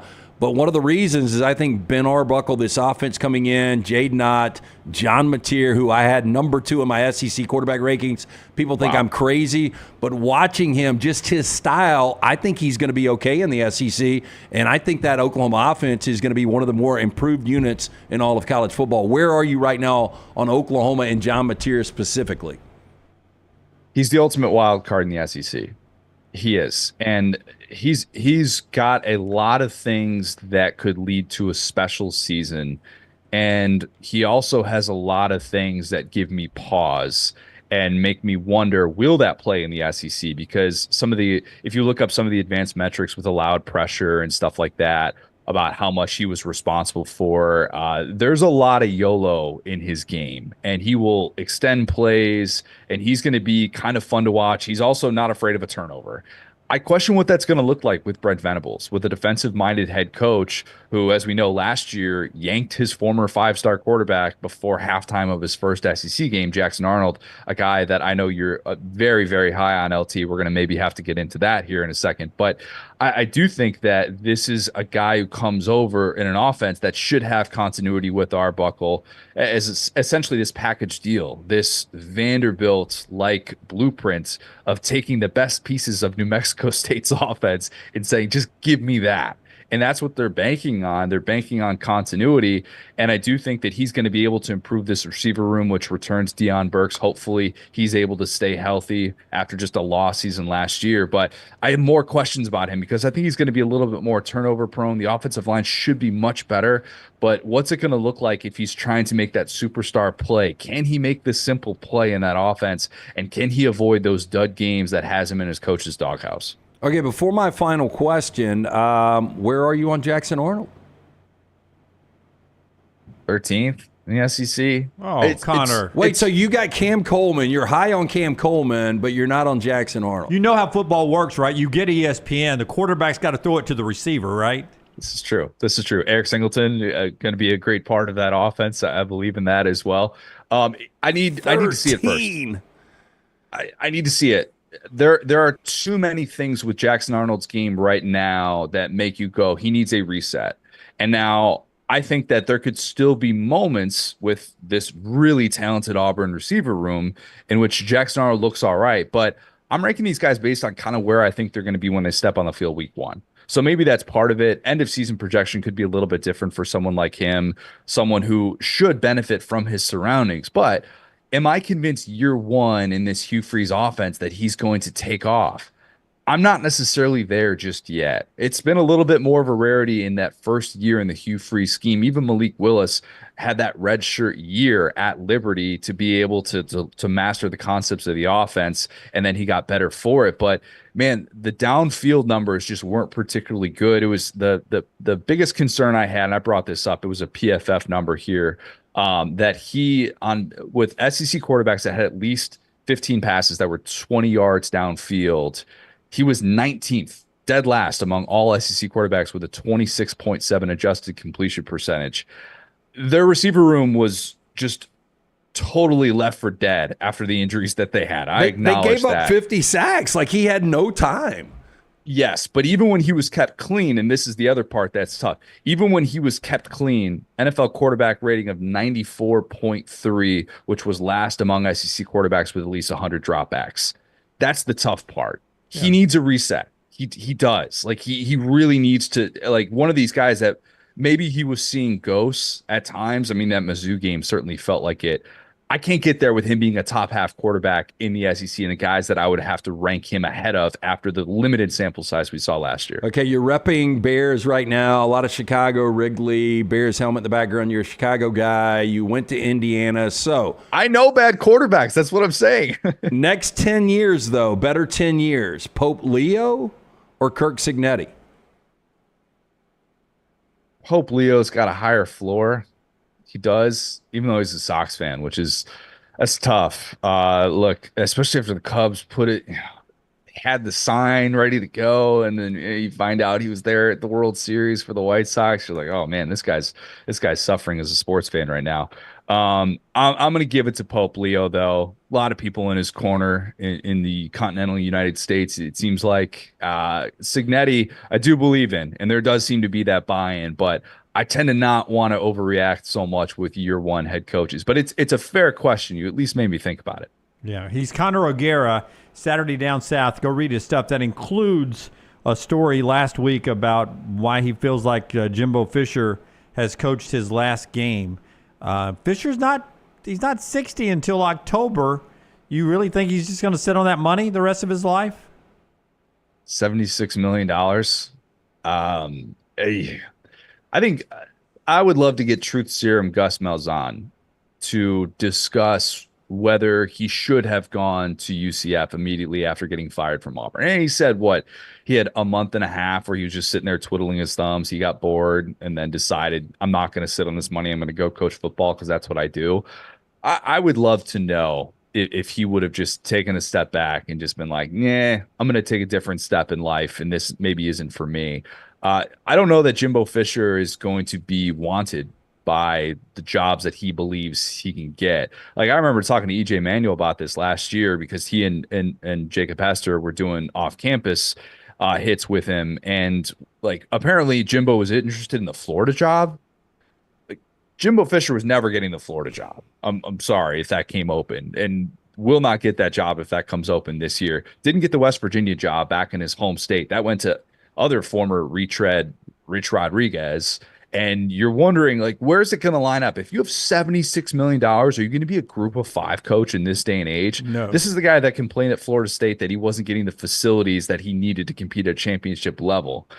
I don't know that he's taking a group of five job. I don't know that a group of five program wants Jimbo Fisher with an offense that was stuck in the mud, and he was too stubborn to change it. Yeah, look, I don't think he ever coaches again. I think $76 million. He's got a lipper on a Monday right now. He's probably in his Corvette with the T-tops or sunroof off. He's probably shooting dove out of his Corvette, probably cold beer in hand. He's probably not even thinking anything about football right now.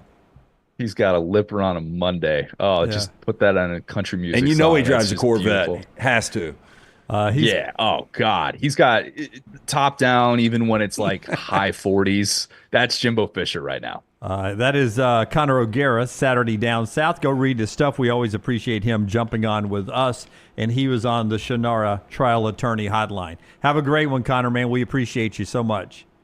Gentlemen, appreciate it. All right, Connor with us there. This hour brought to you by our friends at Champy's World Famous Fried Chicken, Highway 119 in Alabaster. Go by there and see Sterling the crew. A lot of you did on Mother's Day yesterday. We were on our way by to see Mom driving past Champy's. And they were on a 1 hour wait. We couldn't squeeze it in, so we just sucked it up and went straight to Mom's house and snacked in the kitchen down there. Champy's Chicken, though, not always on an hour wait, but if they are, remember the name Sterling. Sterling. It's like a password when you get to the front to say Sterling or the next round, and they'll try to move you to the top of the line as fast as they can. Champy'sChicken.com. Champy'sChicken.com. Brined overnight, cooked to order, hand-cut chicken fingers, Mississippi Delta recipe tamales, so much more. Go check them out on Highway 119. NBA basketball tonight. Boston and the Knicks. 2-1 Knicks sealed the series, but this feels like the biggest Knicks basketball game they played since Patrick Ewing wore the uniform. Well, I mean, just somewhat comical for your Knicks on Saturday, the highest, NBA regular or postseason ticket since NBA Finals. I don't even remember when. $700 to get in, $27,000 was kind of the top ticket, and they got completely scalded. Now, this was a Boston team, couldn't throw it in the Ocean games 1 and 2, couldn't miss in game 3. Well, they hit 50% of their threes? Something like that. It was insane. It was, and this looked like the Boston Celtics team we thought would show up in game 1, game 2, and kind of carry it over. But they were really close in game 1 and 2, as bad as they played. This thing's probably over in 6. This is a huge, huge game for the Knicks if you want to make this thing. I know that sounds crazy because if you go up 3-1, I still think they lose the series. Got to have tonight, though. Yeah, you win tonight, you just got to steal one of the next 3. You lose tonight, it's like the first 2 games never happened. Right. It's a best-of-3 series. Yep. That's the first game, 6:30 on ESPN after the lottery draw for Cooper Flagg. The second game, Minnesota and Golden State. Steph Curry expected not to play again, though he's close, possible for Game 5. T-Wolves up 2-1 in that series, the NBA playoffs. Show being brought to you by Dr. B under the Arizona State Sun Devil hat, throwback logo, best logo. You find the great hair that Dr. B has recreated. Right now, so 2021, when we started SEC Media Days 2021, we were at the River Chase Galleria. First time we were really on camera when I was talking to different guests, I noticed I was thinning out. That's when I started reaching out to different people. Everyone said Dr. Beckenstein is the guy you need to go see. Went to see him over 3 years ago. Since then, my hair has doubled in thickness, thanks to the great procedures from Dr. B. Right now, I just do that non-invasive treatment 3 times a week, 30 minutes each time on the couch. I did it last night. Call this number, 205-319-0316. Tell them the next round sent you, t3hair.net for more information. T3's got that new test. It's easy, painless, affordable, takes seconds to perform. It's going to show which medicines and compounds will specifically work for your hair loss. Men and women ordering Hims, other products online, don't even know if they work. Stop wasting your money in critical time where you're losing your hair on treatments that aren't working. Go see Dr. B and that great staff. Find out what will work for you. Again, 205-319-0316 or t3hair.net. And our friends at Way to Wellness, your journey to healthy living. That's where Leslie and her board-certified team are ready to help you. Planforme.com. Planforme.com is the website. No contracts, no sign-up fees, and your first consultation is free. Go check out Way to Wellness if you want to jumpstart your weight loss. Maybe you want to control some cholesterol numbers, just stop living for the next meal. They can do a lot of things for you. Injection therapy, meal replacements, these protein bars that I've had 2 of this morning, one for breakfast, one for a mid-show snack. They're wonderful. They help you control your weight. They've helped me lose over 30 pounds just in the last few months since Thanksgiving. They can help you too. It works, and they have a variety of different ways to help it work for you. Way to Wellness, the website again, planforme.com. Planforme.com. Go see Leslie and the team. Way to Wellness, your journey to healthy living. Follow Scott Forrester on Twitter at ScottForresterTV. I'm attorney Alexander Shunnarah, Alabama born, Alabama raised, and ready to fight for your rights. I have one of the largest firms in Alabama, and we are here to help you get the compensation you deserve. Call me, Alabama, 323-1000. No representation is made that the quality of legal services to be performed is greater than those of other lawyers. Storm season is here. Make sure you have a plan of action in place right now. Greg from Pell City and Storm Restoration Roofing should be your first call when storms hit. Insurance companies love working with Storm Restoration Roofing because of Greg Nelson's name and reputation in the industry. When storms hit, call Greg Nelson. He's local, 205-542-3531. He's the home of the free no-cost roof inspection. Greg from Pell City on Facebook, 205-542-3531. It's Storm Restoration Roofing. This hour of The Next Round is presented by the Birmingham Racecourse Casino, now featuring 7 days of giveaways with your chance to win a share of up to $125,000. The more you visit the Birmingham Racecourse Casino, the more chances you have to win. It's bow time.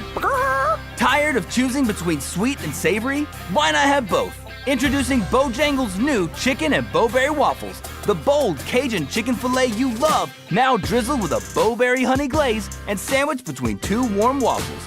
Which means your favorite meal of the day just met your new favorite dish. And lucky for you, it's served all day. But it's only here for a limited time, so try chicken and bowberry waffles at Bojangles today. It's bow time. Twin Peaks is the best in the game. Here, you're in the red zone for every college rivalry and divisional matchup all season long. I mean, where else are the scenic views as good as your view of the game? Only at Twin Peaks, the #1 sports bar.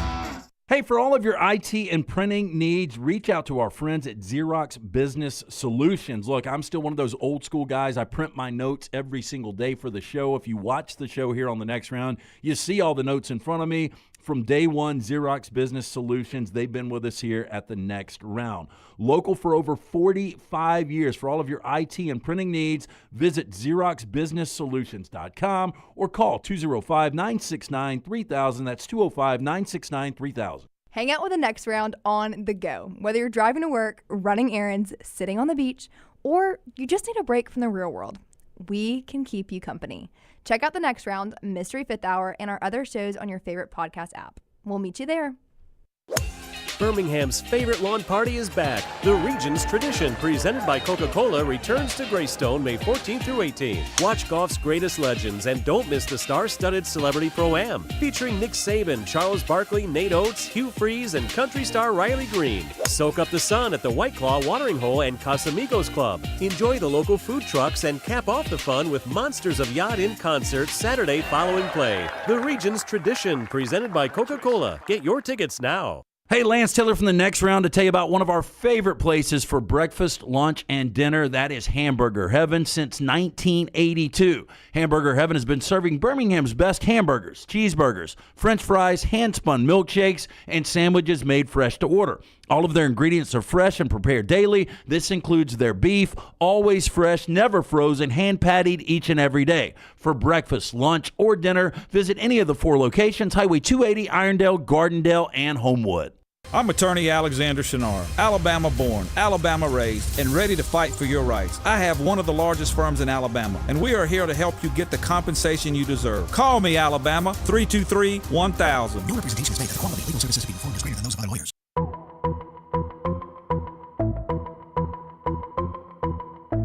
Trash in just a second. Show being brought to you by our friend Alexander Shunnarah Trial Attorneys. National firm with Southern roots. In fact, it all headquartered right here in Birmingham. It all started right here in Birmingham. 24 years, this firm has grown to over 150 lawyers, supported by over 500 dedicated team members. Just think about that. 150 lawyers, 500 support staff ready to win your case. Their elite trial lawyers have recovered over $2 billion by maintaining Alexander's core values of integrity, mastery, passion, and success. Alexander's mission was to create a firm that could handle any issue his community faced. The firm now handles not only personal injury claim, but claims for fire and storm damages, bad drug and device claims, disability, workers' comp, and a host of other claims. It's all right there. If you find yourself in need of an attorney, in need of a lawyer, Alexander Shunnarah Trial Attorneys, they'll take care of you. You pay nothing unless they win your case. Shunnarah.com. Shunnarah.com. Go and check it out. Trash in a second. Pope Leo, you asked Connor the question.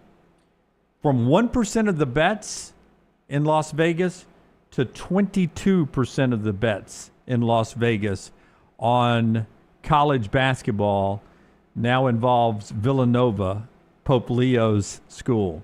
Some to win the national championship, some to make the NCAA tournament, some to win the Big East, but only 1%, actually less than 1% of the market was on Villanova doing anything. Now 22%. That's crazy. Because of Pope Leo, a Villanova guy. We do have Pope Leo coming up in trash, by the way. Yep. And then there's this NCAA basketball question I want to ask you, LT. There is discussion. They're not going to vote on it this year. They do have a vote coming up about having coaches' challenges in college basketball to limit when the officials can go to the monitor. It would involve a coach's challenge. I mean, you will give me that seeing that camera shot of official at the monitor, we saw it way too much this year, right? Yeah, there's some things they shouldn't go for, but I think contact, flagrant 1, flagrant 2, I'm okay with them always going over there, but it just builds up a little drama to me. But they're going to study it this year and then vote on it in the off season for the 2026-27 season. And that's to take men's basketball from 2 halves to 4 quarters. Are you interested in that? I mean, this is weird, and it's just because I'm so used to this, but I like the 2 20-minute halves. Now, the NBA, I've always watched 4 12-minute quarters. I know women's basketball, college basketball, they do the 4 quarters. Yep. Playing Little League, high school basketball, it was always 4 quarters, but there's just something that works about the 20-minute halves. Yeah, I like the 20-minute halves, but I don't know if I like it because it's all I've ever known. I did watch one women's game this year. It was Alabama beating LSU in Tuscaloosa. I caught the last quarter of that. They reset the fouls, the team fouls, and that limits the bonus free throws a little bit. Obviously, you don't go to 7 at that point. What do you go to? 4, maybe, in a quarter? Get you a bonus free throw. I forget what it is. I guess that's what they would go to. It just is. I sort of like the way the game is. Yeah, I do too. I don't want to change it. What's their reasoning? To speed up the game. They think the resetting of the fouls. So they would just do 10 4-minute quarters. That's right. The resetting of the fouls will limit free throws, which slows the game down. Boy, I tell you, man, this young Jeeves society is this generation's making us speed everything up. Yeah. I saw this chick today. I went across where I come out on 280 because the light had already turned red to go to turn left. So I went all the way across and I had to U-turn coming back. And this chick almost ran me off the road because she had one hand on the steering wheel and she was doing full makeup. Oh, that's been going on for years, though. I don't know to that degree, though. I'm just saying, like, everybody's in such a hurry now. Just slow it down a little bit, right? Boy, not coming out of my neighborhood to get on. I mean, it's a right-hand turn, no lights. I mean, I never have to turn left coming to work. And they'll get at the light where you can turn right. You just got to, it's Frogger at that point. It's rush hour traffic. You just got to, if there's a space in the inside lane, just get out there and go.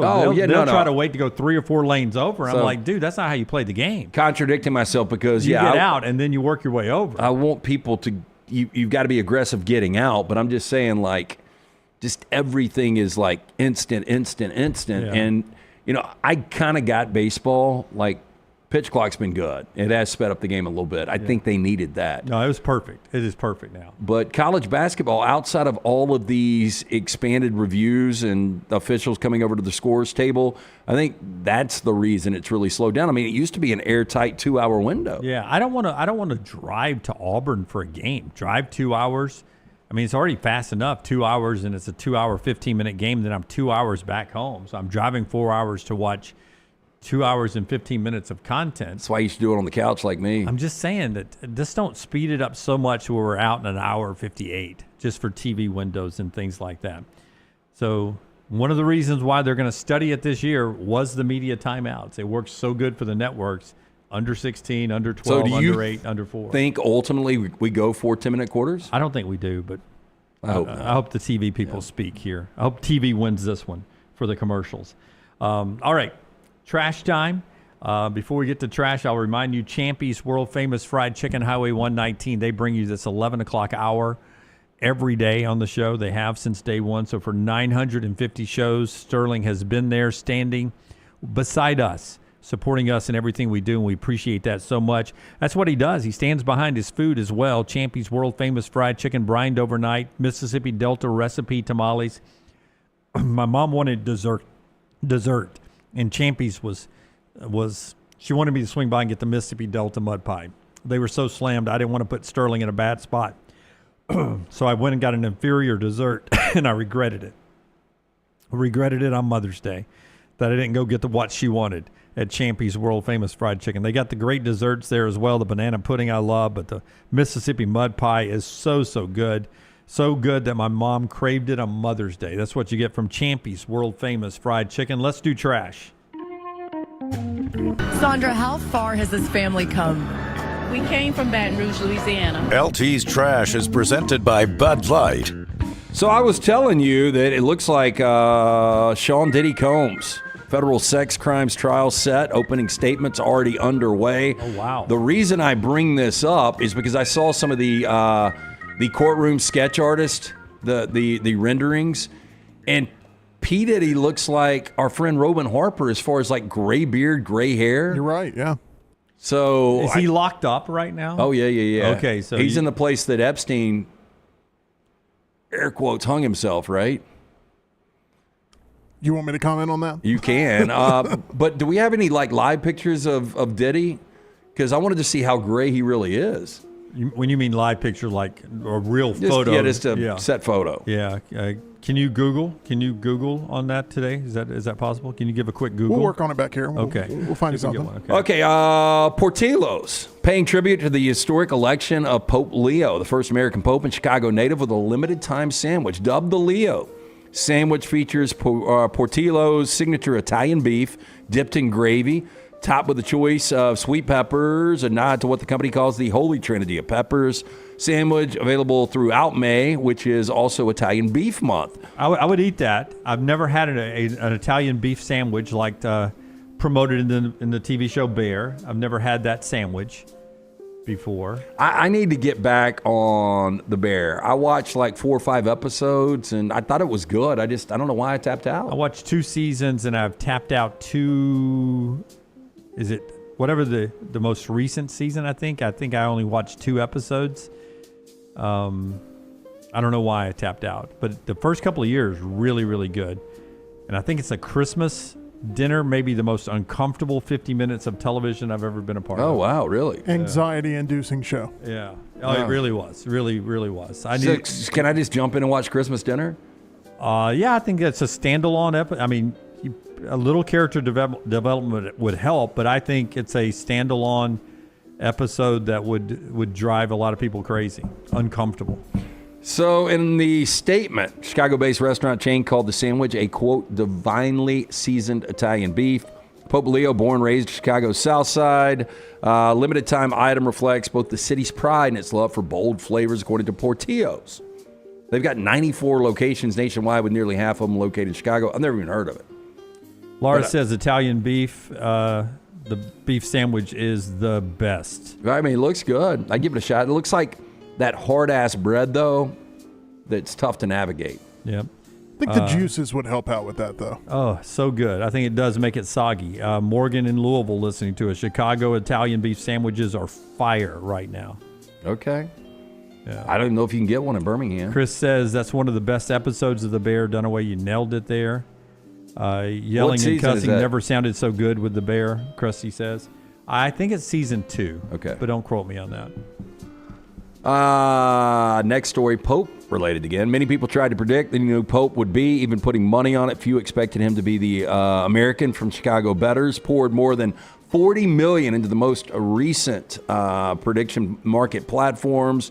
Going into the conclave, new Pope Leo formerly had odds of less than 1%. Of over the 33,000 conclave trades, just 416 totaling nearly 450,000 were placed on him.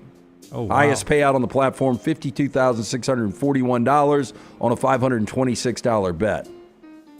Wow. Notably, $10.6 million on that platform pales in comparison to the amount spent on the most recent U.S. presidential election, $132 million. I've never bet on a conclave. I have bet on presidential elections. I've talked about that before. Yeah. Multiple ones. Never lost a president. Well, I did lose one, yeah. Yeah. Well, that would have been funny if we'd have had that graphic up before it had been selected. If we'd put like Brian Kelly at the 9-1, always in the conversation, but never coming up out on top. Yeah. It's interesting to bet on that because I don't really know the rules. So, I mean, is Cardinal Peter Turkson, did he wake up after the white smoke came out the next day and just thought of what might have been? Really? Short odds right there at 3-1. 3-1. He was a betting favorite. I mean, you're sitting there, you're just one conclave away from being the Pope, and now you're just the Cardinal that blew a 3-1 odd lead to be the next Pope. Upsets happen, man. Upsets happen. In fairness, this is a young Pope. This could be the last Pope of my lifetime. So one thing I definitely want to do before I die is go to the Colosseum in Rome.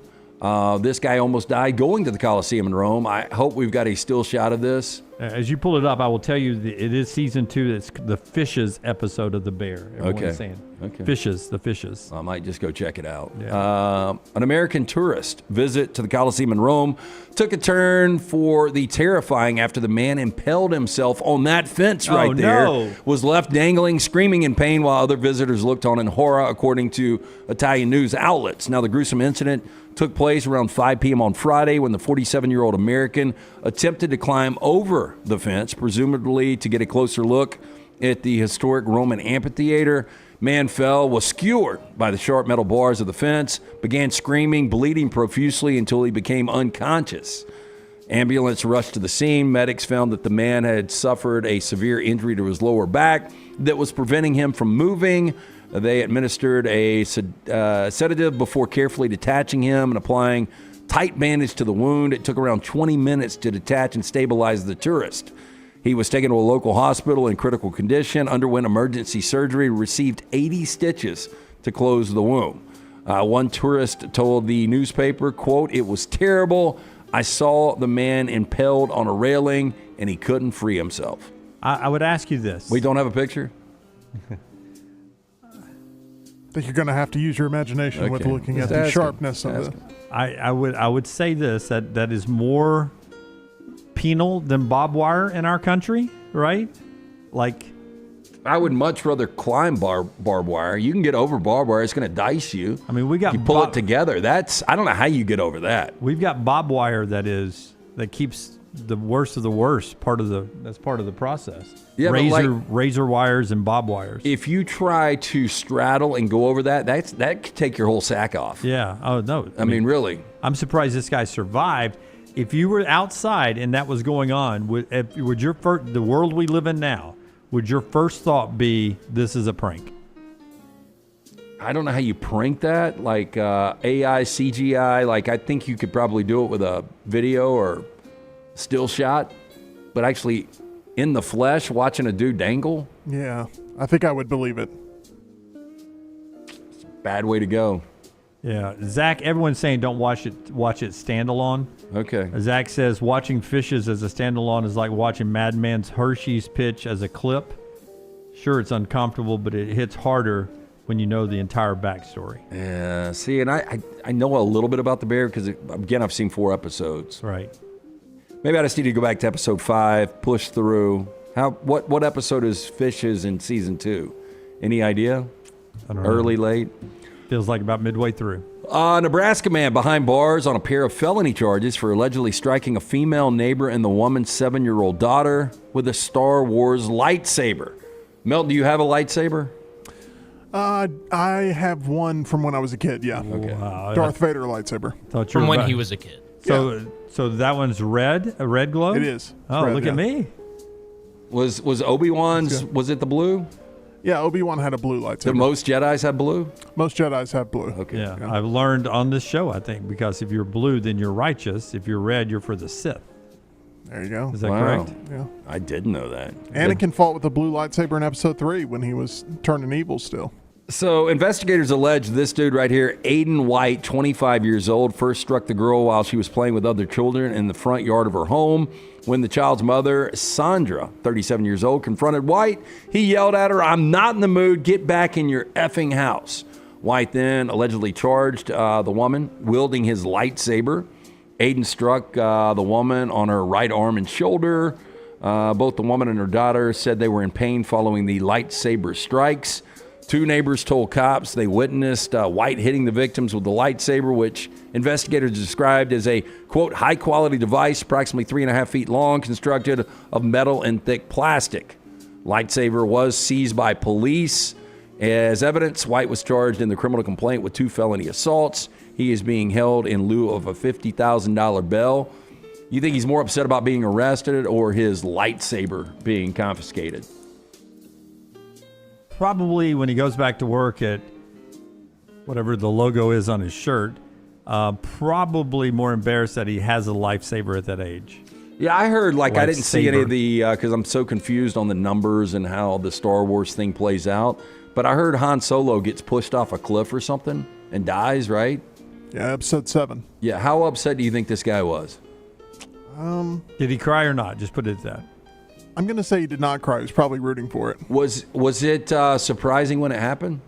It got spoiled before everyone really got a chance to see it. It started flooding the internet that was going to happen. So everybody was kind of expecting it. That was on the internet. Was Chewie upset? He was. Okay. Yeah. Did he Chewie go? Was upset. He did. Maybe not that impassioned. I mean, that one right there, that was award like level. Chewie nutting. I mean, what are you doing there? Can we get that one more time, by the way? Oh, no. Okay, that's it. Okay, Taylor, we're going to have to straining clip that. his back here. So we've got another TikTok trend out there. Okay. So a couple of teens resurrecting the Kool-Aid Man Challenge, which wreaked havoc locally and across the country at the start of the pandemic. Destructive TikTok challenge requires teens to mimic the popular Kool-Aid commercials in which the bright red drink's pitcher mascot bursts through the walls and fences. The challenge often requires participants to yell out, "Oh yeah," the Kool-Aid Man's catchphrase before hurling themselves into fencing. Ben Helwa said he paid for costly repairs to his home after a bunch of cool kids busted through his fence earlier this month. Quote, "I didn't find it funny waking up finding out I have a big cost ahead to repair my fence."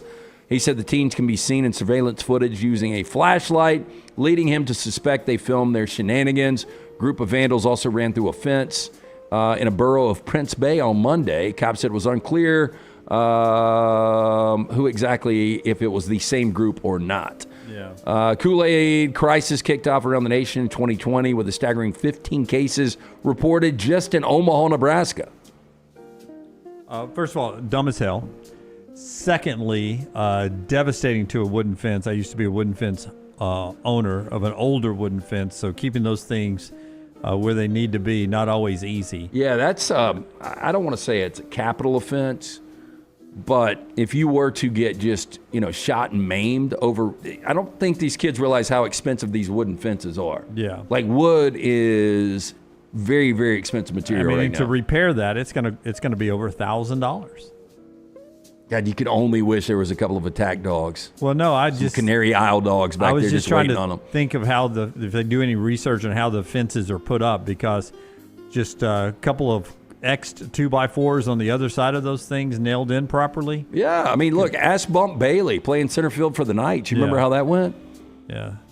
And in the natural? Yeah. Okay. He went through a fence and... Okay, let this cycle around again. Let this cycle around again. I want you to pay attention to the guy in the red hoodie, pinkish hoodie. He will end up not. He went through that one. Coming up here in the next sequence, I think. He sort of, not this one. He backs out. There we go. Ready? Stop. See him stop? Yeah. Yeah, watch him. Stop. Come on, dude. He caught hell because he's the only one that didn't go through. That didn't go through. Yep. Not enough guys bouncing off the fence. I'm right there with you. I hope they, would hit something a little harder. I do love we're shaming the one person that wasn't committing a crime on video here. Well, he was, but he stopped. He wants to be. Right. He wanted to be part of it, but no. He lost his lane. Let's say, man, I get so I was never a peer pressure guy.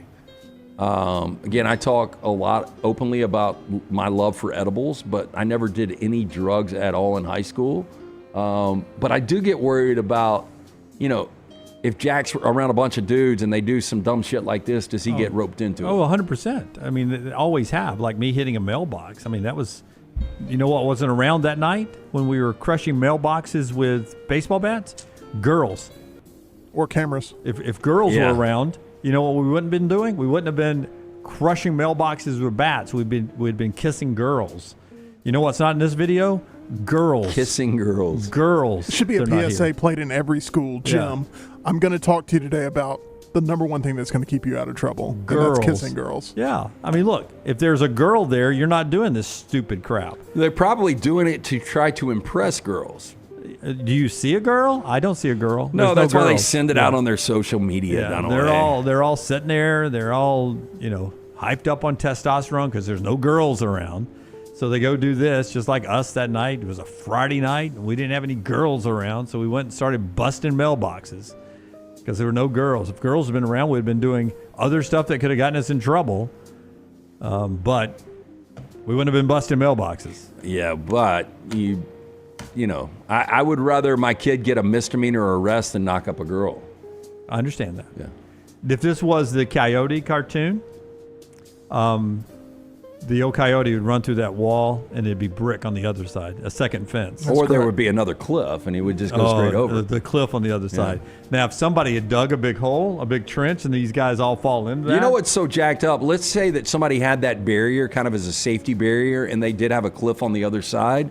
One of those kids goes through, they go down, snap the neck, and die. Then the homeowner probably gets sued, and they probably end up, their homeowners has to pay off on this thing. Okay, that one, there was like 7. That's 1, 2, 3, 4 guys going through. If they had the Coliseum spikes turned sideways on the other side, and they went through there and the spikes were there, this would be a different story at that point, wouldn't it? Home defense, that's what I'm hearing. Yep. Yeah, my favorite was the dude just walking to school, just go sideways into the fence with like the heavy ass backpack. That one was out of nowhere. Yeah, that's the one you don't want your daughter dating at that point. He just out of nowhere does crazy stuff.